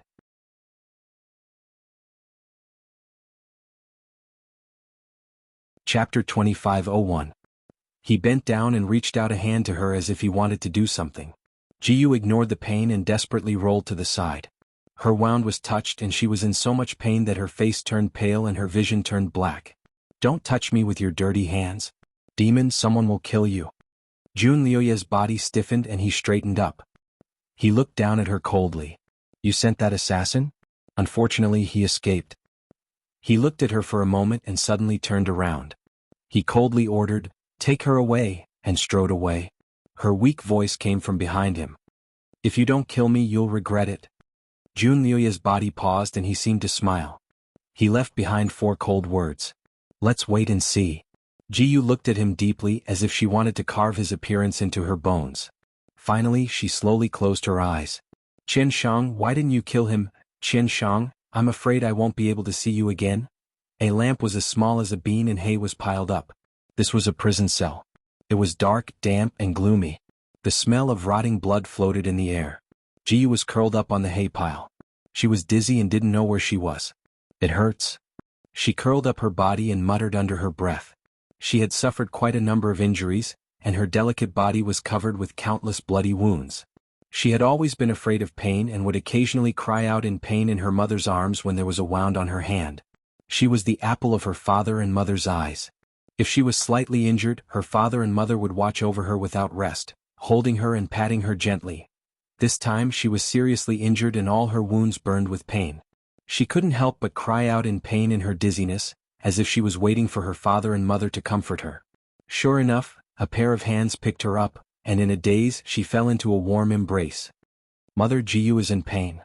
She thought it was her mother hugging her and couldn't help but pout as tears rolled down her cheeks. The hands holding her stiffened slightly. Someone sighed softly and stroked her face with their fingers, wiping away the tears on her face. His fingertips were slightly calloused and had a toughness that only belonged to men. Her mother, on the other hand, had the softest hands in the world. When she caressed her, her fingertips were like the finest silk.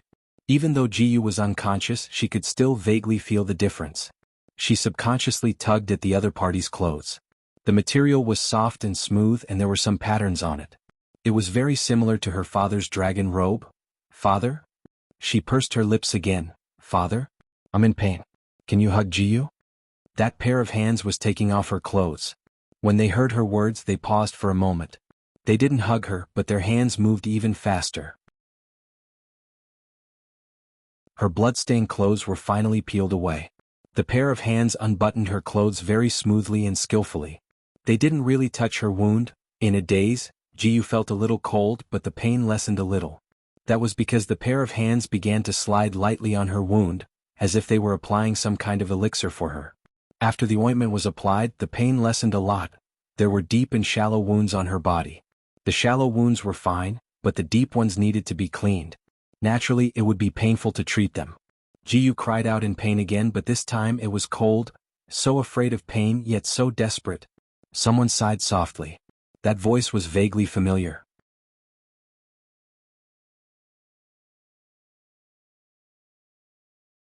Chapter 2502. Jiyu's body stiffened.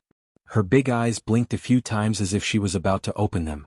However, the pair of hands hit the corresponding acupoints on her body in time. Her mind went blank and she fainted again. Jiyu slowly woke up. When she opened her eyes, she found herself in a cell. She was lying on a pile of hay. There was an oil lamp on the table, emitting a dim yellow light. The cell door was closed and there were a few iron bars above it. Jiyu sat there for a moment. Suddenly she stood up and rushed to the door to look outside. There were 4 soldiers standing outside the cell door. Each of them was as straight as a javelin. There was a faint aura of killing on them which was terrifying. Soldiers of the Wuxia kingdom. Her kingdom was destroyed and it was not a dream. Where was her mother? Where was her father? Her heart was trembling. She desperately hit the cell door with her fist. Let me out! Let me out! However, the 4 soldiers turned a deaf ear to her. They still stood there like javelins and did not even bat an eyelid. Where are my father and mother? I want to see them. I want to see them. Jiyu shook the cell door and the door rattled. She was so worried that she didn't care about anything else. Her voice was almost hoarse from all the shouting. No one cared. Still no one cared. Jiyu faintly felt that although the soldiers outside were also from the Wuxia kingdom, they were not the same as the soldiers who chased her in the palace that day. Those soldiers were like a motley crew, but the 4 people standing here at this moment were like a regular army that had been tempered in the Azura field. Jiyu shouted for a long time but no one cared. She clenched her small hands tightly, but there was nothing she could do. She didn't even know which prison she was in. She did not know how many days she had been locked up here. She had noticed that the wounds on her body had scabbed and were not so painful anymore. She only felt a little itchy, which was a sign that she was about to recover. She remembered that someone seemed to have treated her wounds when she was in a daze. However, who would be kind enough to treat her wounds in such a prison? Was it a dream? She sat there and looked at the wound on her leg for a long time. She could not figure out what was going on. Or perhaps as time passed, the wound healed on its own? After all, her physique had always been very good, and the possibility of her self-recovery was very high. She looked around, not understanding why they imprisoned her, the princess of a fallen country, here. Suddenly, a faint noise came from outside. An arrogant and shrill voice like that of a eunuch. How dare you stop His Highness the Crown Prince? Do you want to die? I'm sorry, Your Highness. We only listened to the marshal. The marshal said that no one is allowed to enter this place without his command arrow. Another voice was neither servile nor overbearing. His Highness the Crown Prince has a much higher status than your marshal. He is the future monarch of the Wuxia kingdom. If you dare to stop His Highness, you will be disobeying the monarch. You will be beheaded. The voice was even sharper and angrier. Outside we only listen to the marshal. If your highness insists on going in, why don't you ask the marshal for a token arrow? How dare you? How dare she talk to the crown prince like that? Your marshal is the crown prince's brother, so he must listen to the crown prince's orders. Get out of my way. Military orders are as important as the sky. Please forgive us, crown prince. If the crown prince wants to force his way in, he will have to step over our dead bodies. The guards outside did not budge an inch.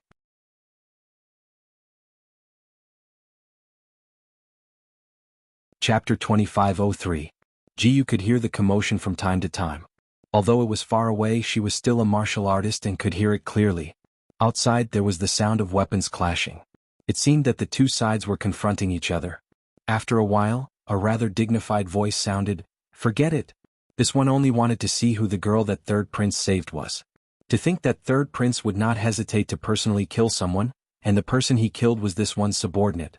This one will settle the score with third prince." The chaotic sound of footsteps gradually faded away. Jiyu sat down on the hay. Although she did not know much about national affairs, she had previously investigated Jun Liuye and knew a little about his background. He was the third prince of Huiwe country with military power and a famous war god. According to Huiwe country's rules, the eldest son of the first wife was the crown prince, so no matter how great his military achievements were, he could only be a general and not the crown prince. The crown prince was his second brother, the empress's son, who was 2 months older than him. It was said that he was a hedonistic son. She did not expect that the hedonistic crown prince would also come this time. Could it be that the people who killed the palace maids and eunuchs were the crown prince's people? Jiyu's mind was filled with questions. Forget it. Jun Liuye was the general who attacked Jiyu country this time, so he was the one who destroyed her country and destroyed her family. Neither he nor the crown prince were good people. They were both her enemies. As long as she did not die, she would take revenge. That person did not kill her, so he must have other uses for her. Jiyu began to go on a hunger strike.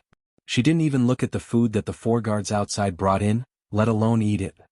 At first, the food was just ordinary pasta and vegetables. Later, in order to let her eat, the food was changed and some of them were even things that she liked very much. But since Jiyu had already made up her mind, she wouldn't change her mind. She wouldn't eat it. Not only did she go on a hunger strike, she also cut off water. She was originally injured, so after going on a hunger strike for 3 days, she was dizzy and had lost a lot of weight. She was lying on a small bed. This small bed had been changed for her by the 4 guards who were guarding her 3 days ago. Although the bedding was rough, it was soft and dry, much more comfortable than the pile of hay. She lay on the bed and began to have nightmares. One moment, she dreamed that her parents were killed by the rebel army. Another moment, she dreamed that she was desperately killing people when she was fleeing from the palace. And then she dreamed that Xiao Yang was standing in front of her bed, covered in blood. She broke out in cold sweat, but she couldn't wake up from the nightmare. Was she going to die? In her daze, she seemed to feel her body being forcefully lifted up by someone. Her mouth was forcefully pried open, and a stream of warm water was fed into her stomach, seemingly moistening her dry throat. Before she could react, another mouthful of porridge entered her mouth. Her mind finally cleared up a little. Although she couldn't open her eyes, she still remembered that she was on a hunger strike. She tried her best to spit out the porridge, but someone forcefully grabbed her chin and blocked her mouth with his lips. Her nose faintly smelled a familiar scent. In a daze, she blurted out 2 words, "Qian Shang?" She had porridge in her mouth, so the 2 words were blurred out. Her lips were blocked, but in an instant, a hand wiped her throat and forced her to swallow the porridge. She struggled again, but her wrist was clamped down. A voice whispered in her ear, "If you want to see your father and mother, you'd better eat obediently."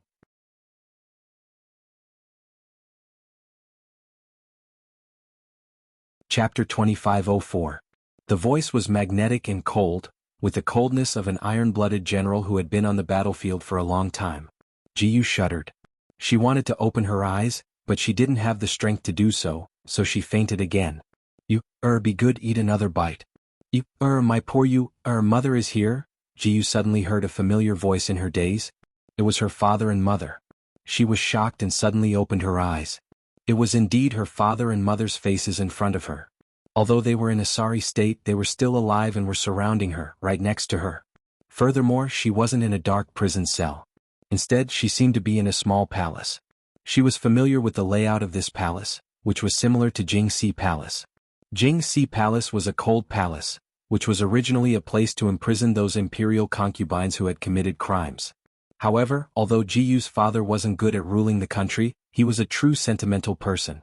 He only married Jiyu's mother in his life, so he naturally wouldn't imprison them in the cold palace. Therefore this cold palace existed in name only. Jiyu used to play here when she was young, so she vaguely knew the layout of this place. Jiyu always thought that her father and mother had been killed. Now that she saw that they were fine, she was relieved and no longer wanted to seek death. She was willing to eat. In just a few days her imperial father and imperial mother had aged quite a bit. Her father's once straight back was hunched, and half of his hair had turned white overnight. Her mother, who had always been elegant and charming, had countless wrinkles on her face, showing her old age and vicissitudes of life. The country had been destroyed and the family was about to die. What would happen to their family? From her father and mother, Jiyu learned that the Jiyu kingdom had truly been destroyed. Those ministers had either died for the country or surrendered. None of them were left. Her family of 3 was imprisoned here, and outside were the guards of the Hui kingdom who were like iron buckets. They couldn't escape at all. Every day it was a female general who delivered food to them. This female general was as cold as a stone, just like the guards outside. Every time she put down the food she would leave without saying a word. Jiyu could even vaguely sense hostility from her. She didn't care, nor did she have the time to care. After losing the support of his ministers, her father was like an ordinary person. At this moment he could only panic because he didn't know how long he, the ruler of a fallen country, could live. He will kill us, he will. When Skymoon country was destroyed by him, he killed the entire royal family of Skymoon country, leaving no one alive. Jiyu's father began to ramble again. In the 3 days since Jiyu woke up, she had heard this sentence dozens of times. Jiyu's body was pretty good. After 3 days of recuperation she had almost recovered. Even the injuries on her body were mostly healed. Other than the female general, no one else came to visit during these 3 days. It was as if her family of 3 had been forgotten. Jiyu was a child who grew up in a greenhouse. She didn't know what to do when faced with such a sudden change. Her mind was a mess, and her imperial father's nagging made her heart even more confused. She couldn't figure it out at all. She had also heard of some of Jun Liuye's brutal deeds. His army was invincible. Wherever they went, if the officials in the capital were tactful enough to open the door and surrender, he would give them enough gold and treasures to ensure that they did not have to worry about food and clothing.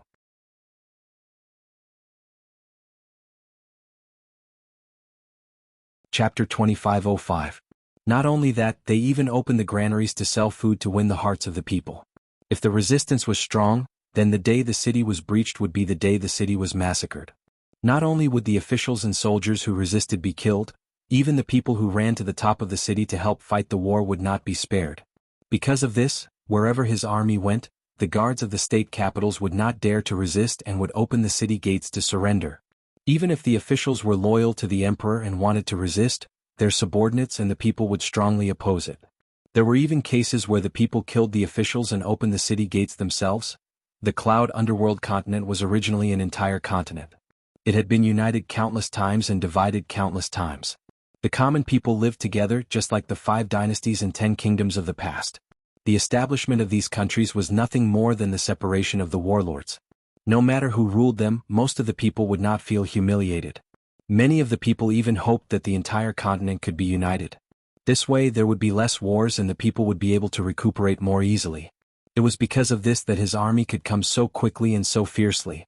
When a small country was destroyed, the obedient subjects could be spared and given a way out. However, the ruler of the country could not be spared. This was the so-called cutting the weeds and eliminating the roots.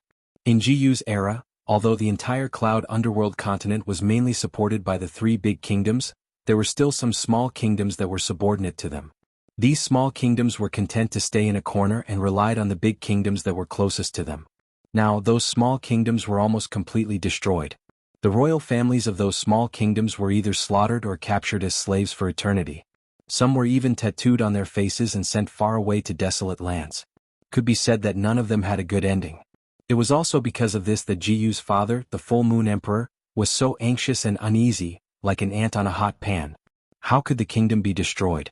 How did they breach the Purple Moon City? The Purple Moon City was protected by the Spirit Barrier. Without the Moon God token issued by the royal family, the enemies could not enter at all. The inspection at the city gate was also very strict. Strangers were not allowed to enter the city.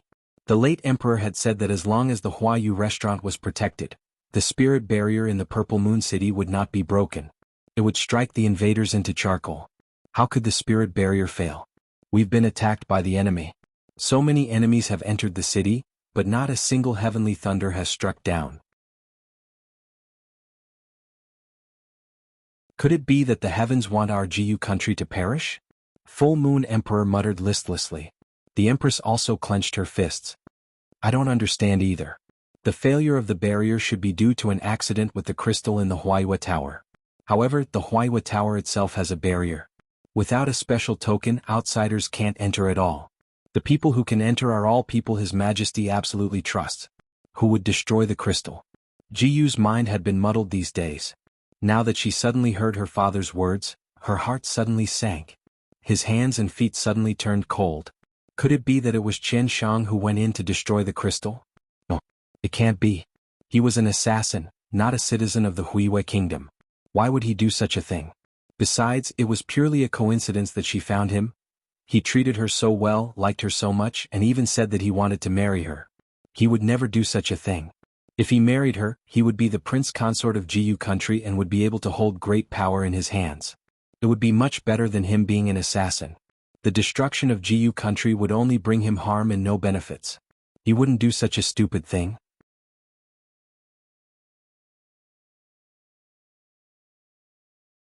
Chapter 2506. She couldn't doubt him. While Jianghu was trying her best to comfort herself, the female general came to deliver food again. This time there were 4 dishes, 1 soup and 3 bowls of rice. For the first time, the female general's sharp eyes fell on Jianghu. After sizing her up for a while, she suddenly said, "This meal is delicious. The rice is precious, so don't waste a single grain of rice. That's the only way to survive." She was obviously implying something.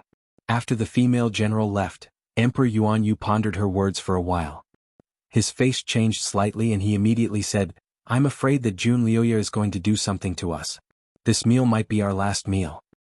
His words made the mother and daughter's faces turn pale. The Empress burst into tears. "You and I are already old, so it's fine if we die. But our daughter is still in her prime, a flower that hasn't fully bloomed yet. If she is harmed like this, won't he kill me? Your Majesty, is there any way to help our daughter escape?" Emperor Yuanyu was a man who had been an emperor before, so he was still decisive at critical moments. His eyes fell on the food. "Perhaps our chance of survival lies in these dishes." Emperor Yuanyu's guess was right. There was indeed a secret in the dishes. At the bottom of Jianghu's bowl, he dug out a piece of paper. There was only a short line of words on it. "Tonight at midnight, reinforcements have arrived." This piece of paper gave this family a chance of survival. According to Emperor Yuanyu and the Empress, this chance of survival was naturally given to their daughter. However, Jianghu was determined to live and die with her parents. She didn't want to escape alone. In order to persuade their daughter, Emperor Yuanyu and the Empress almost cracked their mouths, but Jianghu was unmoved. In order to persuade his daughter, Emperor Yuanyu preached a series of principles. For example, as the only princess of Jianghu kingdom, she bore the heavy responsibility of reviving the kingdom and avenging her parents. In the end, Emperor Yuanyu and the Empress threatened that if Jianghu didn't agree, they would kill themselves in advance. Under such circumstances, Jianghu had no choice but to agree. At midnight, reinforcements arrived as expected. The so-called reinforcements were actually 2 people. One was a masked man in black, and the other was a girl with a similar figure to Jianghu. The guards outside had been knocked unconscious for half an hour by some unknown method. The black-clothed and masked man took the opportunity to bring the young girl in. The young girl had obviously fainted and was at his mercy. The black-clothed man asked Jianghu and the young girl to change their clothes. Then the young girl would pretend to be Jianghu and lie on the bed. Then the full moon emperor and the queen would act as a cover. In this way it would not be easy to be discovered. Then the black-clothed man hurriedly left with Jianghu. Jianghu felt as if there was a ball of fire burning in her heart. She felt like she was in a nightmare that she couldn't wake up from. She missed her parents, but she had no choice but to escape alone with others. Originally she was doted on by her parents. As long as she cried, she could get everything she wanted. Now her tears were almost dry, but she couldn't wake up from this nightmare no matter what. Every time she closed her eyes, she would imagine that everything was just a dream. When she woke up, Jianghu country would still be peaceful and prosperous. She would still be the most pampered princess of Jianghu country, getting whatever she wanted. But every time she opened her eyes, she was faced with a nightmarish reality. Her country was gone, and the fate of her parents and herself was precarious, and there was only one culprit behind all of this, Jun Liuya. Jianghu clenched her fists so tightly that her fingernails dug into her palms. The hatred for the destruction of her country burned fiercely in her heart.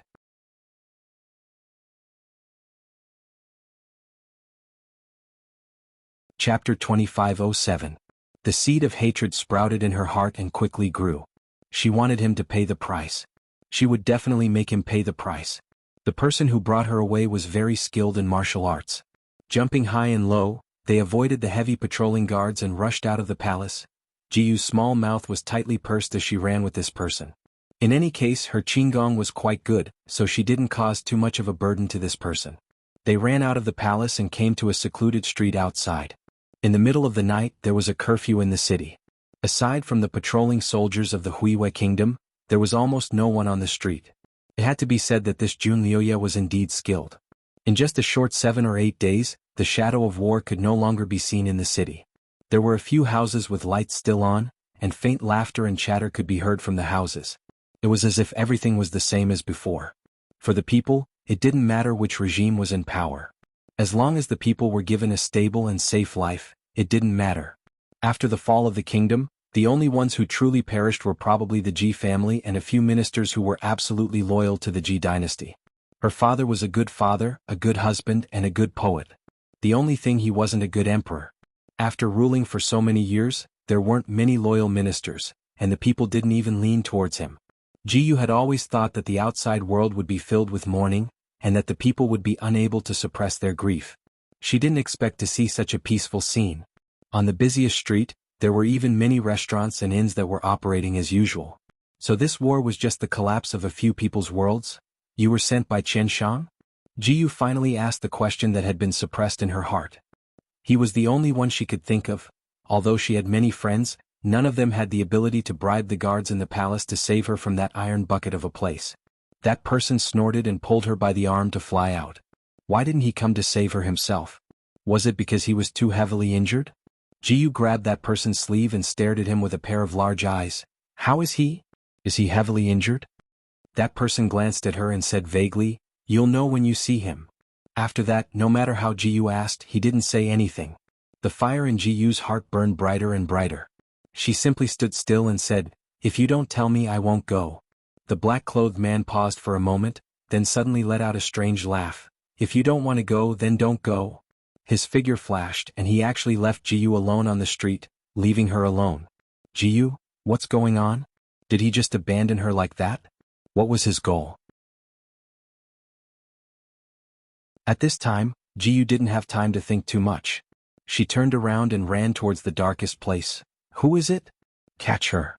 A group of soldiers from the Wuxia kingdom emerged from the ground and surrounded her in an instant, as if they had come out of the ground. Those soldiers were obviously experts. In just a moment they had captured Jiyu, who was fighting like a cornered beast. A lantern shone on her cheek, and Jiyu subconsciously closed her eyes. Someone seemed to recognize her. She is Jiyu country's little princess. Wasn't she captured? Why are you out here? Could it be that he was secretly released by someone? Take her and give her to the Lord. The group of people was noisy and Jiyu had a headache.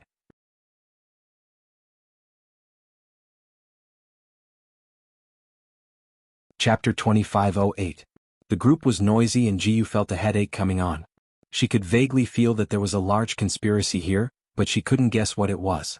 She had several wounds on her body and these people were very rough when they captured her. She didn't know who it was that slapped her neck, but her vision turned dark and she fainted. When Jiyu woke up, her vision was still a bit blurry. It was like there was a layer of mist in front of her. She could only vaguely see a person standing in front of the bed, looking down at her. That figure gave her a faint sense of familiarity. Qian Shang? Jiyu subconsciously asked. That person gave a soft laugh. Who is Qian Shang? The voice was a bit familiar, but Jiyu couldn't remember where she had heard it before. She finally saw the person in front of her. He was wearing a black robe embroidered with a python and had a handsome appearance. Only his drooping eyes looked a bit treacherous. He wore a huge jade thumb ring on his hand and waved a fan in his hand. He looked like a romantic and wanton person. That person looked at her with a complicated gaze. There was shock, disdain, and a trace of passion. This person's appearance was 80,000 miles away from Yi Qian Shang's and there was no similarity in temperament. Only their bodies were similar, but they weren't as tall as Yi Qian Shang. Jiyu's eyes dimmed and she unconsciously moved back. Who are you? That person waved his fan and curled his lips into a smile. You don't need to know who I am. I'm asking you, what is your relationship with Jun Luyi? When Jiyu heard the name Jun Luyi, hatred filled her heart. She slightly lowered her eyes and said word for word, I will kill him one day. That person raised her chin with his fan. Little princess, it's not good to lie. This position made Jiyu very uncomfortable. She reached out to knock his fan away and wanted to get off the bed. It's up to you to believe it or not. But she powerlessly laid back down after getting up. Damn, the acupuncture points on her lower body hadn't been unsealed. That person looked at her with a playful gaze and forcefully twisted her chin. You want to get off? Alright, then answer my question first. Who is Jun Luyi to you? Why does he protect you in every way possible? Jiyu wanted to break free but she couldn't. That person had restrained all her resistance. She said angrily, I told you he's my enemy. He's my sworn enemy.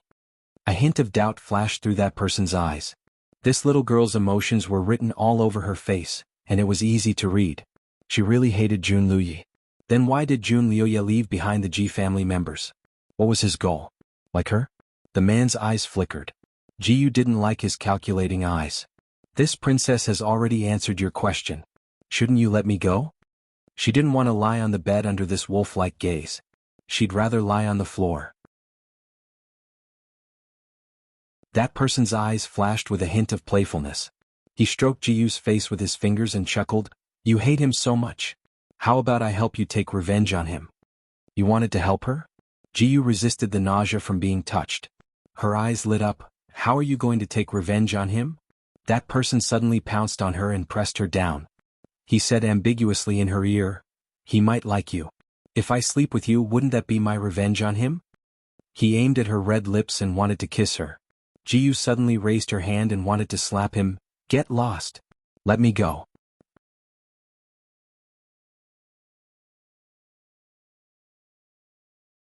Chapter 2509. The man easily grabbed her hand and said in a gloomy tone, It's your blessing to be able to climb into my bed. Don't be ungrateful. My palace. Jiyu froze for a moment and struggled violently. She screamed, Get out. Don't touch me. You bastards should go to hell. Go to hell. She finally knew who this person was. He was the crown prince of Huiwa country. Jun Liuxuan's eyes flashed with annoyance. He slapped Jiyu and said, Bitch. He suddenly tore down Jiyu's sleeve, revealing her white arm. Although she was injured, her eyebrows were as beautiful as a painting and her skin was as bright as the moon. She was more beautiful than any woman he had ever seen. Jun Luxian looked at Jiyu under him and breathed heavily. No wonder the third prince is reluctant to kill you. You are really a wonderful person. There was a kind of fragrance on his body. Jiyu almost wanted to vomit. She struggled desperately. She didn't know if she was lucky or not, but the acupuncture points on her lower body were automatically unsealed during this struggle. Jiyu was delighted and suddenly raised her leg to kick him away. She used almost all her remaining strength to kick him. Jun Luxian was kicked over by her, and Jiyu took advantage of the situation to jump up and run outside. Jun Luxian sneered and stood up. He didn't stop her and slowly walked out. Looking at Jiyu, who was surrounded by soldiers, he sneered, Bitch, you can't escape. Naturally, the crown prince's courtyard was heavily guarded and heavily guarded. This little princess who had aroused his desire would not be able to escape even if she had wings. He only needed to stand here and watch her leisurely, watching her fight like a cornered beast. Even if a beauty were to risk her life, it would still be pleasing to the eye. What's more, she was a delicate princess and couldn't struggle for long. He stood there and only ordered, Catch her alive. Don't let her suffer any more superficial wounds. How disappointing would it be if such a beautiful and delicate princess had more wounds? With this order, his subordinates suddenly became a lot more timid. They didn't dare to use their big moves on her. Jiyu, on the other hand, was desperate. All the moves she used were mutually destructive. Jiyu used the sword she snatched at the last minute to rampage all the way and killed several soldiers. The smell of blood spread again. Jun Luxian watched with interest. Such a delicate little princess was actually so spicy. He liked it. As for the life and death of his subordinates, he did not care. He had a lot of soldiers, so even if 8 or 10 of them died, it wouldn't be a big deal. Hearing the commotion, more and more soldiers came to surround them. The light from their swords and sabers was dazzling. Jun Luxian waved his fan and smiled. With so many people, even if she was worn down, she would still be worn down to death. Sooner or later, this little princess would be his. Jiyu fought for more than an hour, but in the end she was no match for the number of people here. She didn't know which expert came out, but he sealed her acupuncture points with silver needles. Jiyu's face paled and she weakly fell to the ground. Jun Luxian chuckled and slowly walked over. Wherever he passed, the soldiers moved aside. Jun Luxian stepped on the ground full of blood and came in front of Jiyu. He lifted Jiyu's sweaty chin with his fan. Do you think you are still a princess? Right now you're just my slave. Although I like your spicy taste, I still have to teach you a lesson so that you can learn to be more obedient. His expression turned cold as he took a step back. Men drag her to the torture chamber. Whip, knife. There were all kinds of torture tools in the torture chamber, exuding a strong smell of blood and decay. Jiyu's hands were tied tightly and she was hanging there. She was completely helpless.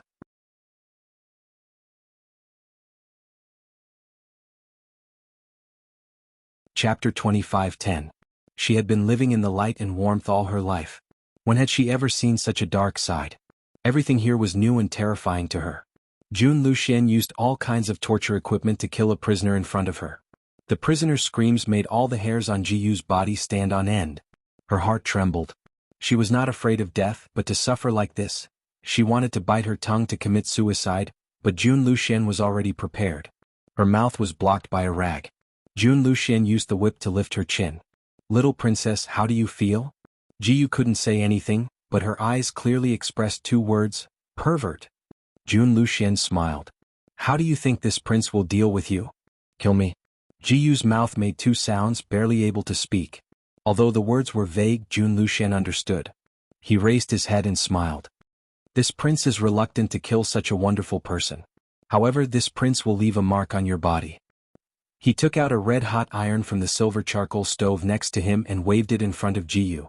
This prince will give you a stamp.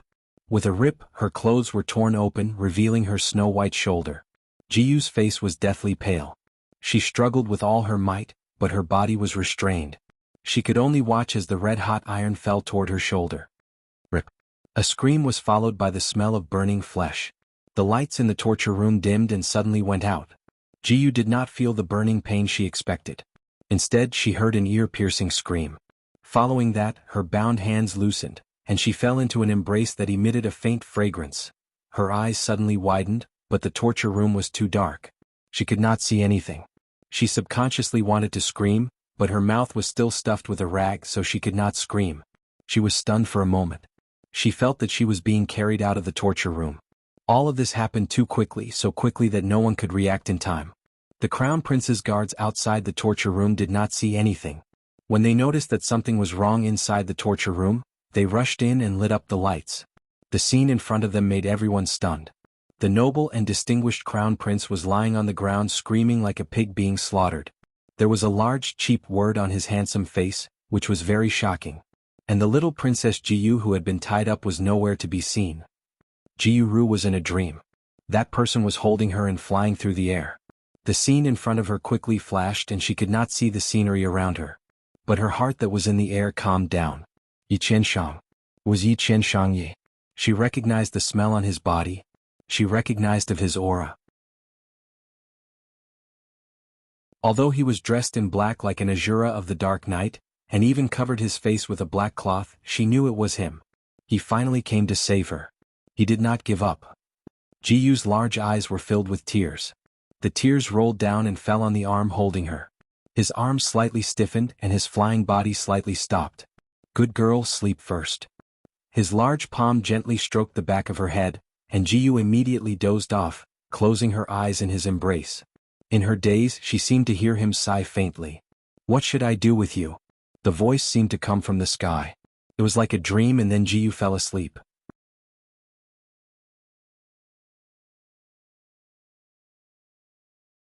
Chapter 25:11. Jiyu's eyelashes trembled and she opened her eyes. There was a person standing by her bed. That tall figure blocked most of the light. Who is it?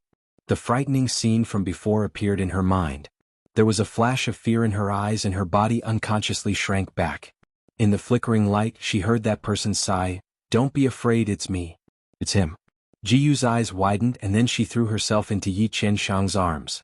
The familiar cold fragrance of plum flowers lingered around her. It was like those days when she was in high spirits.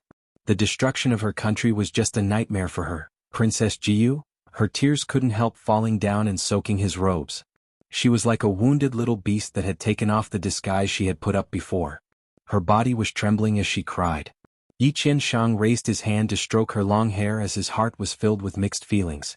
Jiyu grabbed his sleeve and her face was covered in tears. Qianshang, why didn't you kill him? Why didn't you kill that demon? Yi Qianshang's body stiffened and he didn't speak for a while. The expression in his eyes changed as if he was fighting a fierce battle. Qianshang, why aren't you saying anything? Is it because you can't beat him that you didn't kill him? No matter what, can you give me an explanation? Jiyu's voice was trembling without her noticing it. Yi Qianshang's eyes dimmed. I'm sorry. Jiyu's heart suddenly sank. The doubts that she had suppressed before could no longer be suppressed. They rushed to appear and formed a line. A guess slowly floated to the surface. It was like a bucket of cold water had been poured over her in the winter, making her feel cold to the bone. Jiyu felt that her breathing was a bit difficult and her fingers were cold. She tightly grabbed his sleeve and her eyes were filled with unconcealable caution. Qianshang, tell me clearly, are you one of Jun Luye's people? Saying this required a lot of courage, the courage to face reality. Jiyu used up all the courage she had in her life to ask this question. After asking this question, she felt her whole body go soft and cold. Yi Qianshang's movements paused for a moment before he let out a sigh. He looked at her with a smile that wasn't a smile. Of course not. Little Moon, are you suspecting me now? No. He was not that bastard's man. Jiyu let out a long sigh of relief, finally putting down the heavy burden in her heart. He was her only hope now, her only support. She almost didn't dare to imagine what she would be like if he was Jun Luye's subordinate.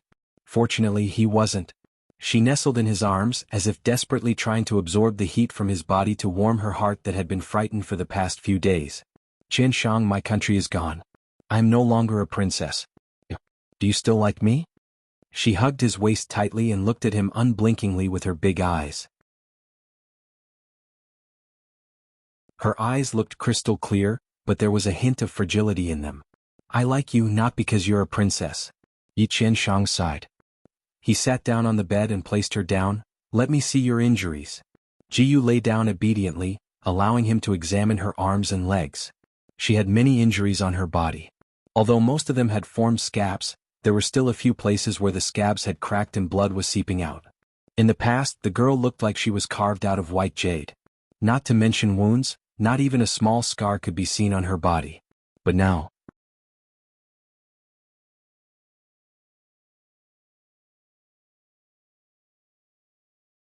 Chapter 25:12.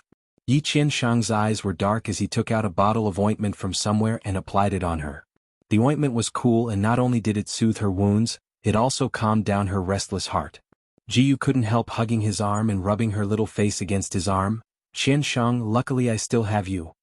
I only have you left. She was like a well-behaved kitten as she leaned against his side in trust. She was also very tired after half a day of fright. She closed her eyes and wanted to sleep for a long time. But there was an urgent matter in her heart that she couldn't let go of. Qianshang, my royal father and royal mother are still in the palace and they are in danger. I don't know what kind of method that pervert will use to torture them. I'm very worried. Yi Qianshang paused before stroking her hair. Don't worry, your parents. I'll think of a way. Jiyu let out a sigh of relief. Yi Qianshang's martial arts were so high. If he said he would think of a way, then he would definitely think of a way, right? This person was the hero in her heart and her Prince Charming. She believed in him. She let out a sigh of relief and finally closed her eyes. In a daze, she heard Yi Qianshang ask her, Jiyu, how did you escape? Jiyu had absolute trust in him right now, so naturally she didn't hide anything. She told him everything that happened in a daze. In the end, she was still a bit confused. Qianshang, were you the one who sent that black-clothed man? I only asked and he became angry. He threw me away and ran away. He caused me to fall into the hands of that perverted crown prince. A cold look flashed in Yi Qianshang's eyes, but he still patted her back. No, there is something fishy about this. I'll investigate this matter. Alright, you're also tired, so have a good rest. Although Jiyu was still worried, she finally had someone to rely on. Her heart relaxed and she quickly fell asleep. Even when she was asleep, she still unconsciously snuggled up to him. Her little hand was quietly clinging to his clothes, as if she was afraid he would throw her away. Yi Qianshang was half lying there as he looked at the little fellow sleeping sweetly in his arms. His eyes were filled with complicated emotions. After a while, he wanted to move her away, but as soon as he moved, the little fellow clung to him like she was frightened. Her little hand tightly clung to his clothes as she muttered, "Qianshang, don't betray me. I'm so scared." Yi Qianshang's body stiffened and he finally stopped moving. He didn't get up and pulled her to his side. "Don't be afraid, I'm here, sleep." He also seemed to have not had a good night's sleep for a long time. After closing his eyes for a moment, he also fell asleep. The dark it was a courtyard. It country's palace's mansion. It was originally the residence of a certain prince of Jianghu country. Later on, that prince committed a crime and the entire residence was exiled. This residence was then abandoned. Later on, it was bought by the Dark Shadow Tower and renovated. It became the Dark Shadow Tower's headquarters. The Jianghu dynasty knew about the Dark Shadow Tower, but the Dark Shadow Tower had many peak experts and the royal family couldn't afford to offend them. Secondly, it didn't threaten the Jianghu country's royal power, so they allowed it to exist. Now that the Jianghu country was destroyed, it was the Wuxia countries. But for the Dark Shadow Tower, the change in power didn't affect them much. The Wuxia country soldiers didn't cause trouble for the Dark Shadow Tower. As long as Jianghu stayed here, she would be safe.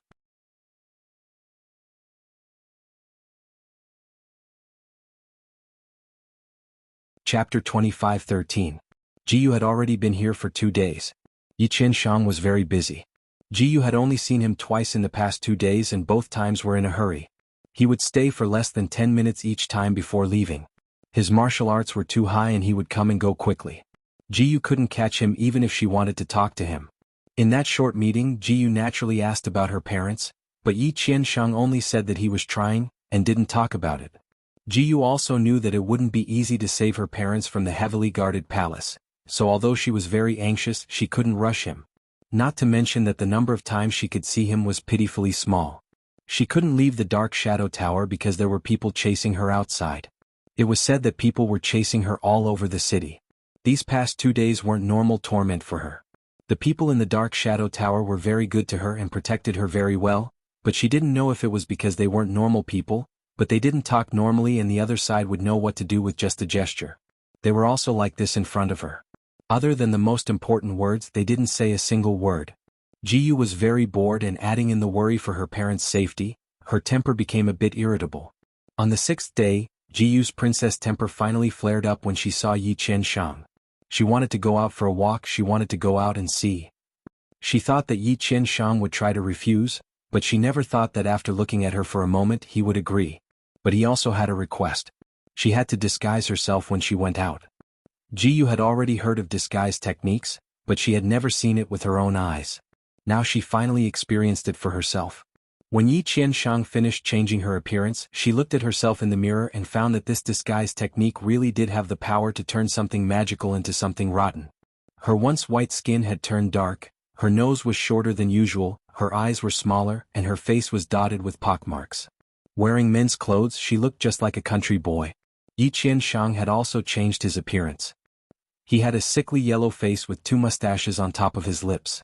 He also wore a robe that was neither new nor old. The originally handsome man had turned into an ordinary man that couldn't be found in a crowd. Jianghu looked at Yi Qianshang in a daze for a moment.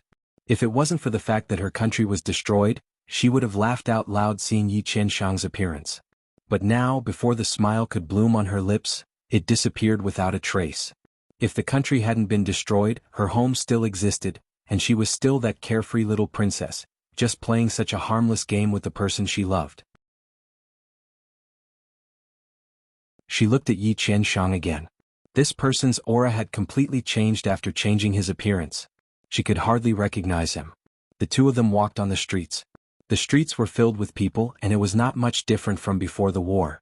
Almost all the shops were open for business. Guests came and went and it was very lively. It was the same as the news Jianghu received. There were many places in the city that had wanted posters for her. Each poster had a picture of her which was quite vivid. If she didn't change her appearance, she would have been recognized in less than a moment. When Jianghu was a princess, she often changed her appearance to play, so many people in the city recognized her. So it wasn't strange that someone could draw her appearance.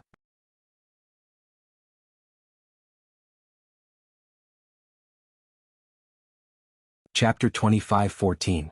Jiyu came out this time to hear some news about her royal father and mother, to listen to the voices of the people and to relax.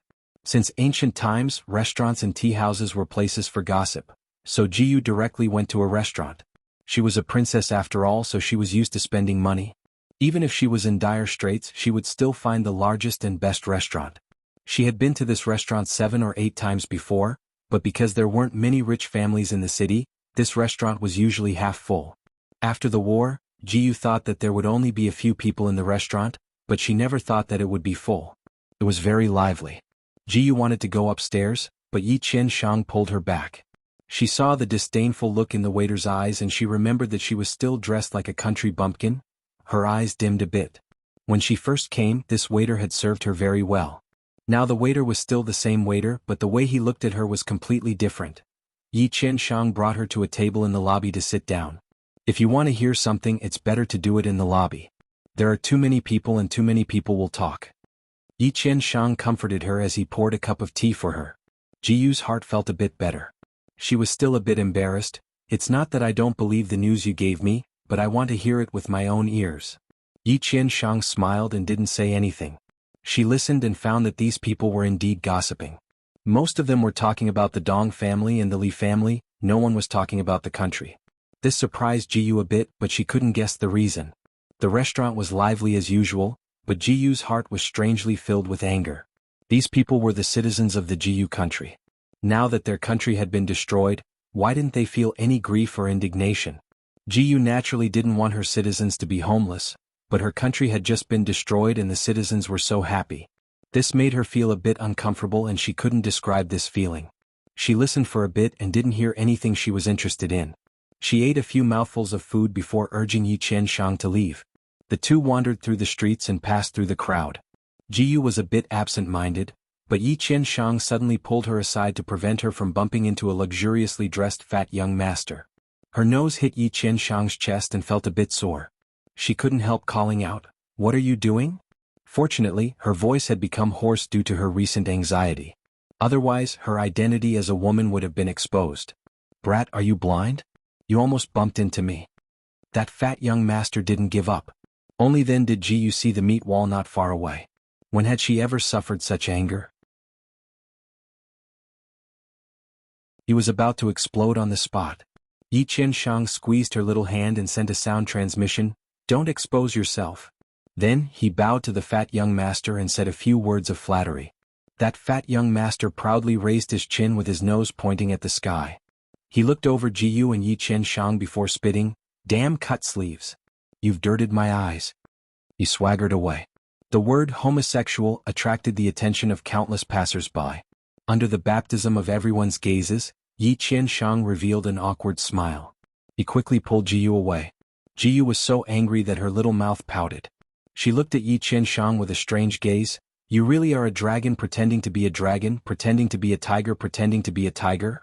Whether it was his demeanor or bearing, it matched his current appearance perfectly.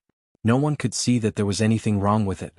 No one could see that his previous bearing was no different from that of an ordinary commoner.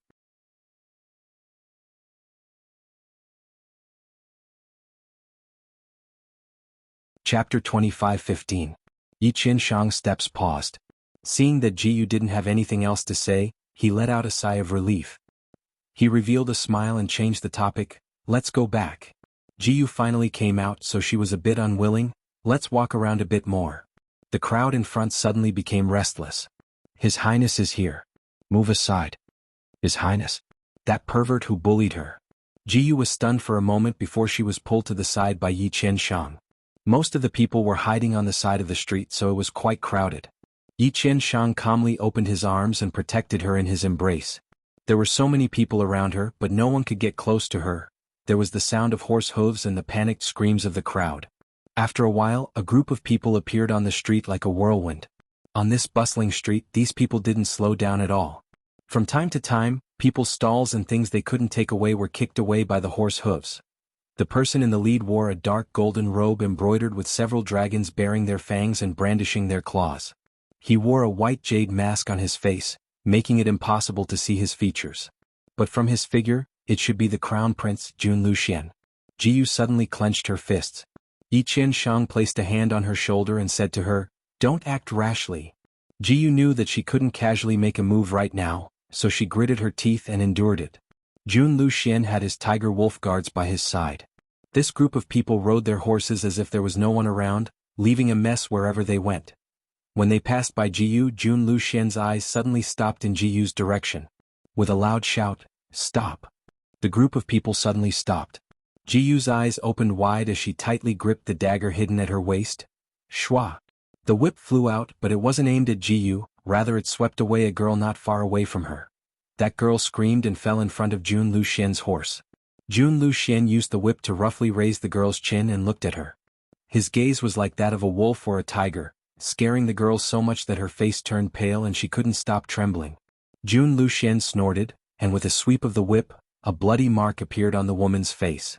Jun Luxian snorted, and with another sweep of the whip, the woman rolled several times on the ground, lying on the ground for a long time, unable to move. The crown prince's actions had clearly angered the crowd. The surrounding people were filled with righteous indignation and clenched their fists in their sleeves. Jiyu naturally angrily glared at him. If it wasn't for Yi Qianshang calmly stopping her, she would have already jumped out. Jun Liuxuan's group whistled away, leaving behind a mess. Too arrogant. Riding a horse in the middle of a busy city and whipping people at will. He is the crown prince. He has the right to be arrogant. So what if he's the crown prince? What a dandy. He's far worse than Marshal Jun. Who asked her to be reincarnated into a good family? It was said that the emperor doted on him quite a bit. This time he even took half of the credit for destroying Jiyu country. It's said that he was the one who led the troops to attack Purple Moon City. He is actually just an army supervisor, but he is ordering people around in the army. He is relying on his status as the crown prince to do whatever he wants.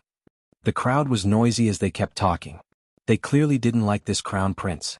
Jiyu thought of the Huiwei country's soldiers that chased after her when the city fell. Her fingers turned pale as she said in a low voice, "I must kill this bastard."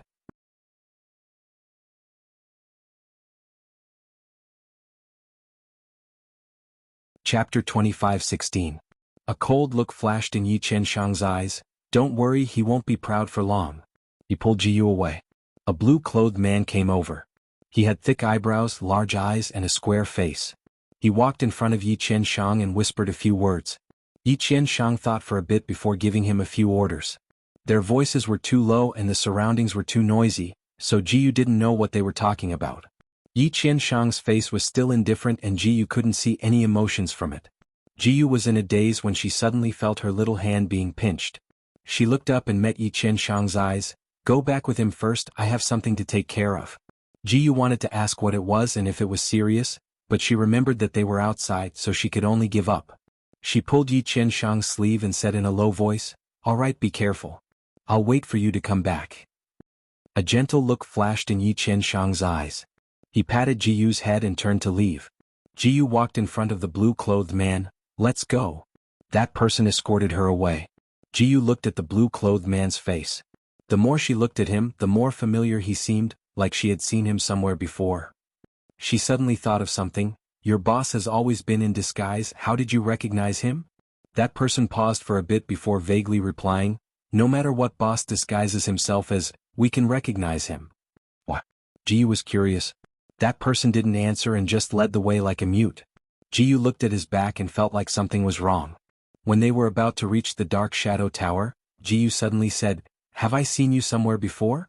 The blue-clothed man paused and seriously thought about it before shaking his head. "No." Jiyu nodded and then stepped into the Dark Shadow Tower. She followed the blue-clothed man through many courtyards before finally stopping in front of her own courtyard. "I'm here." The blue-clothed man cupped his hands and turned to leave. Jiyu looked at his back and felt like she had seen him somewhere before. Especially when he replied in a methodical manner. She closed her eyes, and the people and things she had seen in the past few days quickly flashed through her mind. Finally it stopped at a scene. It was the face of one of the guards on the night when she was taken away by the black-clothed men and avoided the heavy patrolling guards in the palace.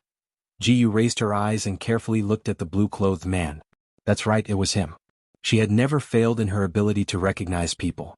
But how could the guards of the royal palace become Yi Qianshang's subordinates? Could it be?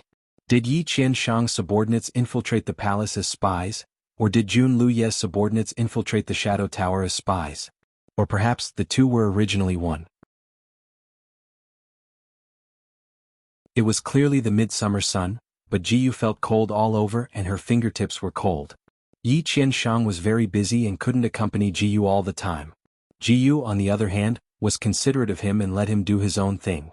She only needed to send a very reliable person with high martial arts skills to protect her. Yi Qianshang sent the blue-clothed man to her side. Jiyu looked at the silent and determined blue-clothed man before smiling at Yi Qianshang. Is he your confidant? How many years has he been with you? Yi Qianshang didn't avoid being intimate with her in front of the blue-clothed man. He pulled her onto his lap. It's been 3 years. Relax, he is very reliable. With him by your side to protect you, nothing will go wrong.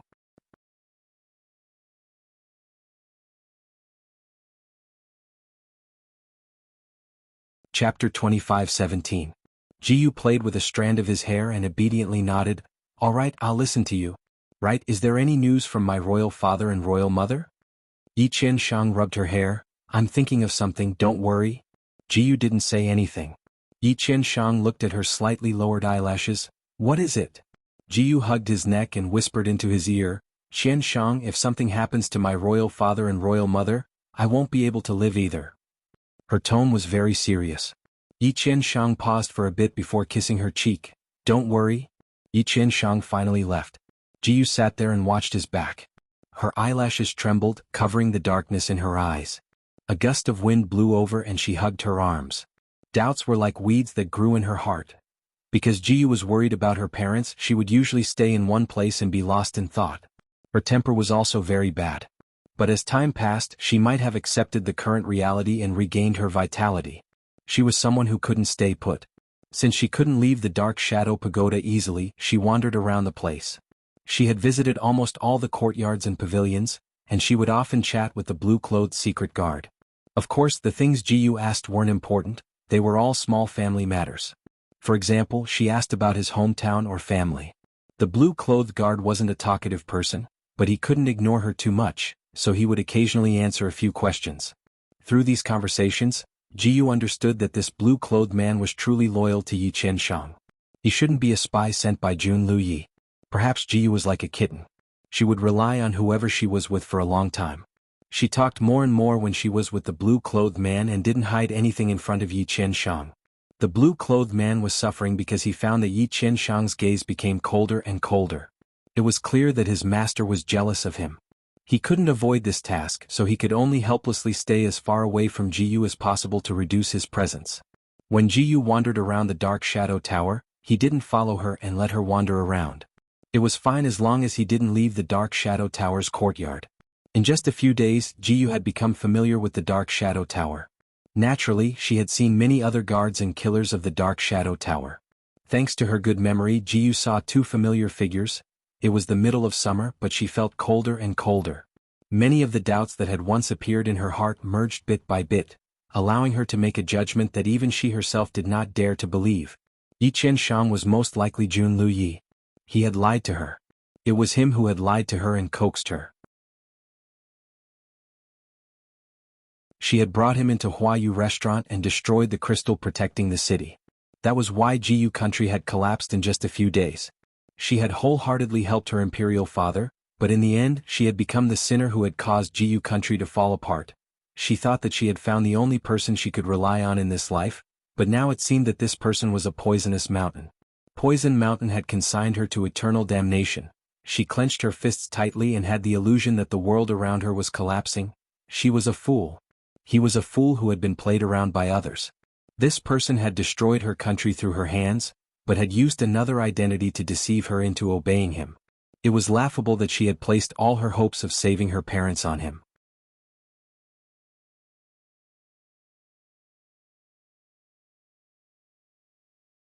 Chapter 25:18. She was still pitifully waiting for him to rescue her parents. She thought of the last meal her royal father had mentioned. Her heart fell into the abyss. This person was vicious and merciless. Her parents might have already been killed by him. Yet here she was, waiting foolishly. Jiyu, you are an idiot. 2 days later. Yi Qianshang walked into the dark shadow tower and asked the guards about Jiyu's daily life. Everything was normal. Jiyu used to make a fuss about going out, but she was very obedient these days. Yi Qianshang let out a sigh. He softly pushed open the door and walked into the courtyard. It was already late at night, but the small building was brightly lit and there was a slender silhouette in the window. It was this late and she wasn't asleep yet? Yi Qianshang pushed open the door and entered. Jiyu was sitting at the table, copying someone's words stroke by stroke. She was very serious and didn't even notice Yi Qianshang when he came over. She was focused on copying. "Little Yu, why are you in such a good mood?" Yi Qianshang walked to her side and wrapped an arm around her waist out of habit as he looked down at the words she was writing. Then he slightly knit his brows.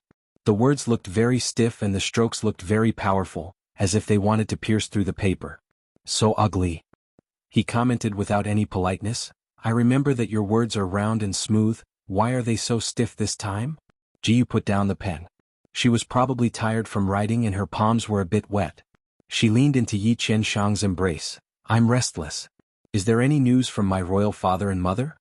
Yi Qianshang was in a good mood. He picked up the pen and wrote a line before casually saying, "There's a bit of progress, don't worry." Jiyu stood on the side and looked at him for a while. His words were indeed good, flowing like water and had the domineering aura of a king. She pursed her lips and took out a cup from somewhere. She poured a cup of tea for him and handed it to him. "It's been hard on you.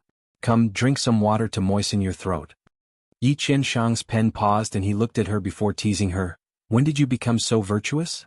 Have you learned how to serve tea and water?"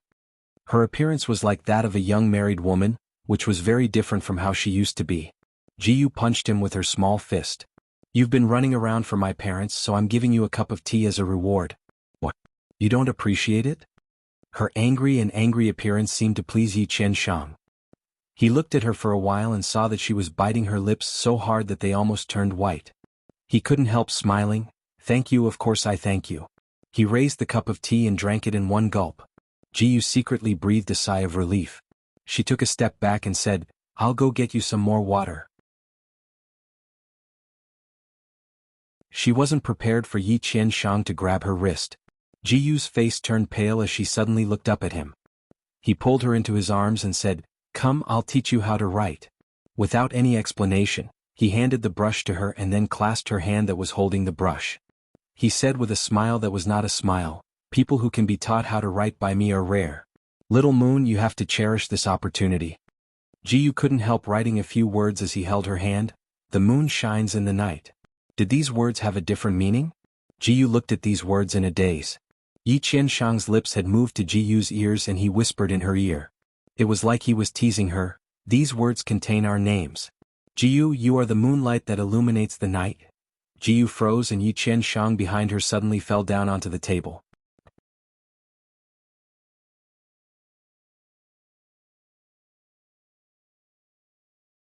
Chapter 25:19.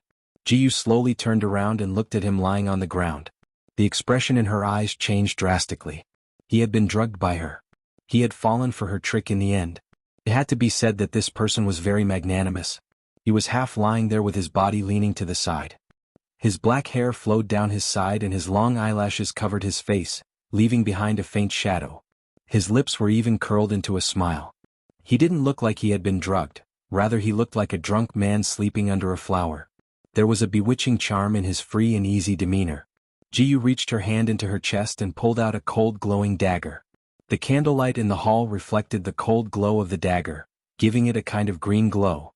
She tightly pursed her lips and raised the dagger high into the air. Liar. This liar. This liar who tricked her heart and ruined her country. She wanted to cut him into 10,000 pieces to take revenge for her parents. Take revenge for her country. She looked down at him as she tightened her grip on the dagger. Her dagger was a divine weapon, it could cut iron like tofu. His neck was right under her dagger. As long as she moved down, she could cut his artery and immediately kill him. She had already planned for this, but she never thought it would be this easy. He had fallen for it this easily. The heavens were really helping her. Her large eyes flickered, as if countless emotions were swirling in the depths of her eyes. Her hand moved down a bit and then moved up a bit. This kind of up and down showed that she was feeling very conflicted. After the dagger moved up and down 3 times, she seemed to have made up her mind. She closed her eyes and the dagger in her hand stabbed down like lightning. She loved him, but she had to kill him for revenge. At worst, she would kill herself after killing him. Her beloved had betrayed her and her parents were dead.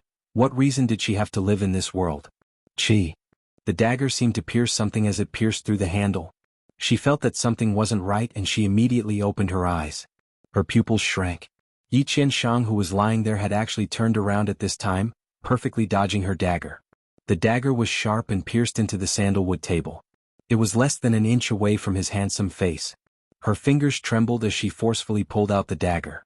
After that stab, her palms were already drenched in cold sweat. At this moment, her legs were also a little weak. She calmed her heart and stabbed the dagger a second time. Yi Qianshang leaned to the side and her sword missed again. Her second stab was far less powerful than the first, and it only pierced an inch into the table. Jiyu? He did it on purpose. He might not have fainted. Jiyu pulled out her dagger and desperately stabbed at Yi Qianshang's neck. Suddenly her vision blurred. She was hugged by the waist. Her wrists tightened as if they were clamped by an iron clamp. She couldn't move at all. Her entire body fell into an embrace. A faint cold fragrance seeped into her nose, but her heart sank into the abyss. Little Yu, I gave you this dagger to protect yourself, but you used it to assassinate me. Aren't you a bit too heartless? His charming whisper sounded in her ear. At the same time she felt a pain in her wrist and the dagger fell from her hand. Yi Qianshang flicked his foot and the dagger landed in his palm, spinning around endlessly. Jiyu's eyes opened wide as she angrily glared at him. You cheated. So he fainted just now. That was strange. She had clearly put enough knockout drug in his water to knock out a tiger, and she had watched him drink it. How could it not work? Yi Qianshang seemed to understand the doubt in her eyes.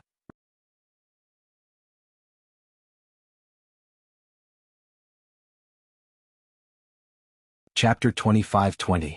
Yi Qianshang seemed to understand the doubt in her eyes and gave a soft sigh. I am the ancestor of killing and plotting against people. Jiyu, your little tricks are full of holes in my eyes. He was a top-level assassin who fought in the Azura battlefield every day, someone who came out from a pile of corpses. How could he fall for Jiyu's trick? Her every move just now was full of flaws. You clearly drank that water. Jiyu still didn't understand. Yi Qianshang flicked his fingernails and said in a soft voice, I have an antidote on me that can cure any poison. So she was nothing but a joke in his eyes. Every move was a joke. Jiyu closed her eyes. Just kill me. Junlioya. She couldn't say anything since her skills were inferior. After a while there was no movement. Jiyu opened her eyes again and saw Yi Qianshang sitting there, playing with the dagger in his hand. There was no expression on his handsome face, making it hard for people to guess what he was thinking. When did you recognize this king? He slowly spoke. His long and narrow eyes looked at her and the aura around him changed. It was like there was a kind of pressure spreading through the room that made it hard for people to breathe. Jiyu gave a snort. Your disguise is also full of holes.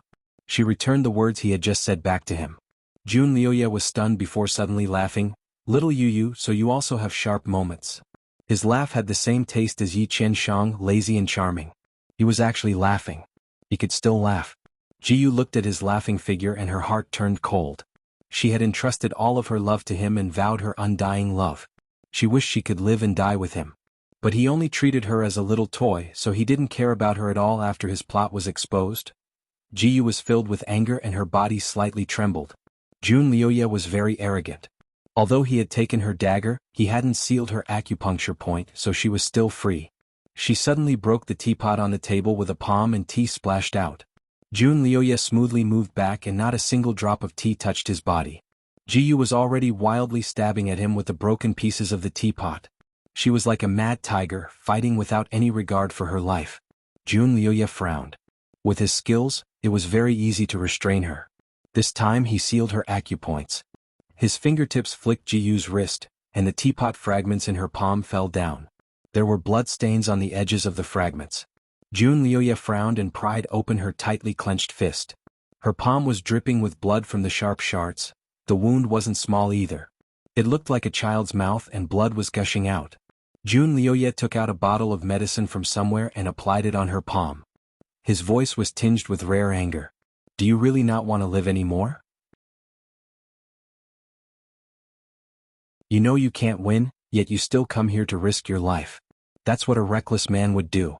Apart from throwing away your own life, there's no other use. Jiyu's small face was deathly pale. Her pair of crystal-clear eyes were now dyed with a few strands of red. Junluyi, take your dirty hands away. You don't deserve to touch me. Just kill me. The anger of being deceived and the sorrow of not being able to take revenge almost crushed her. If it weren't for her acupuncture point being sealed, she wouldn't let him touch her even if she had to cut off her hand. Her voice could almost be called sharp. It was clear that her anger had reached its peak. Junluyi's fingers paused.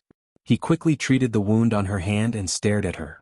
You're tuning in to the Han Li's Wuxia Adventures YouTube channel.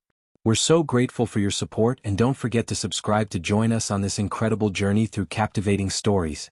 Your generosity through donations truly makes a world of difference, as it's the primary source of revenue that allows me to expand and enhance this channel for you. Thank you from the bottom of my heart for being a part of this adventure.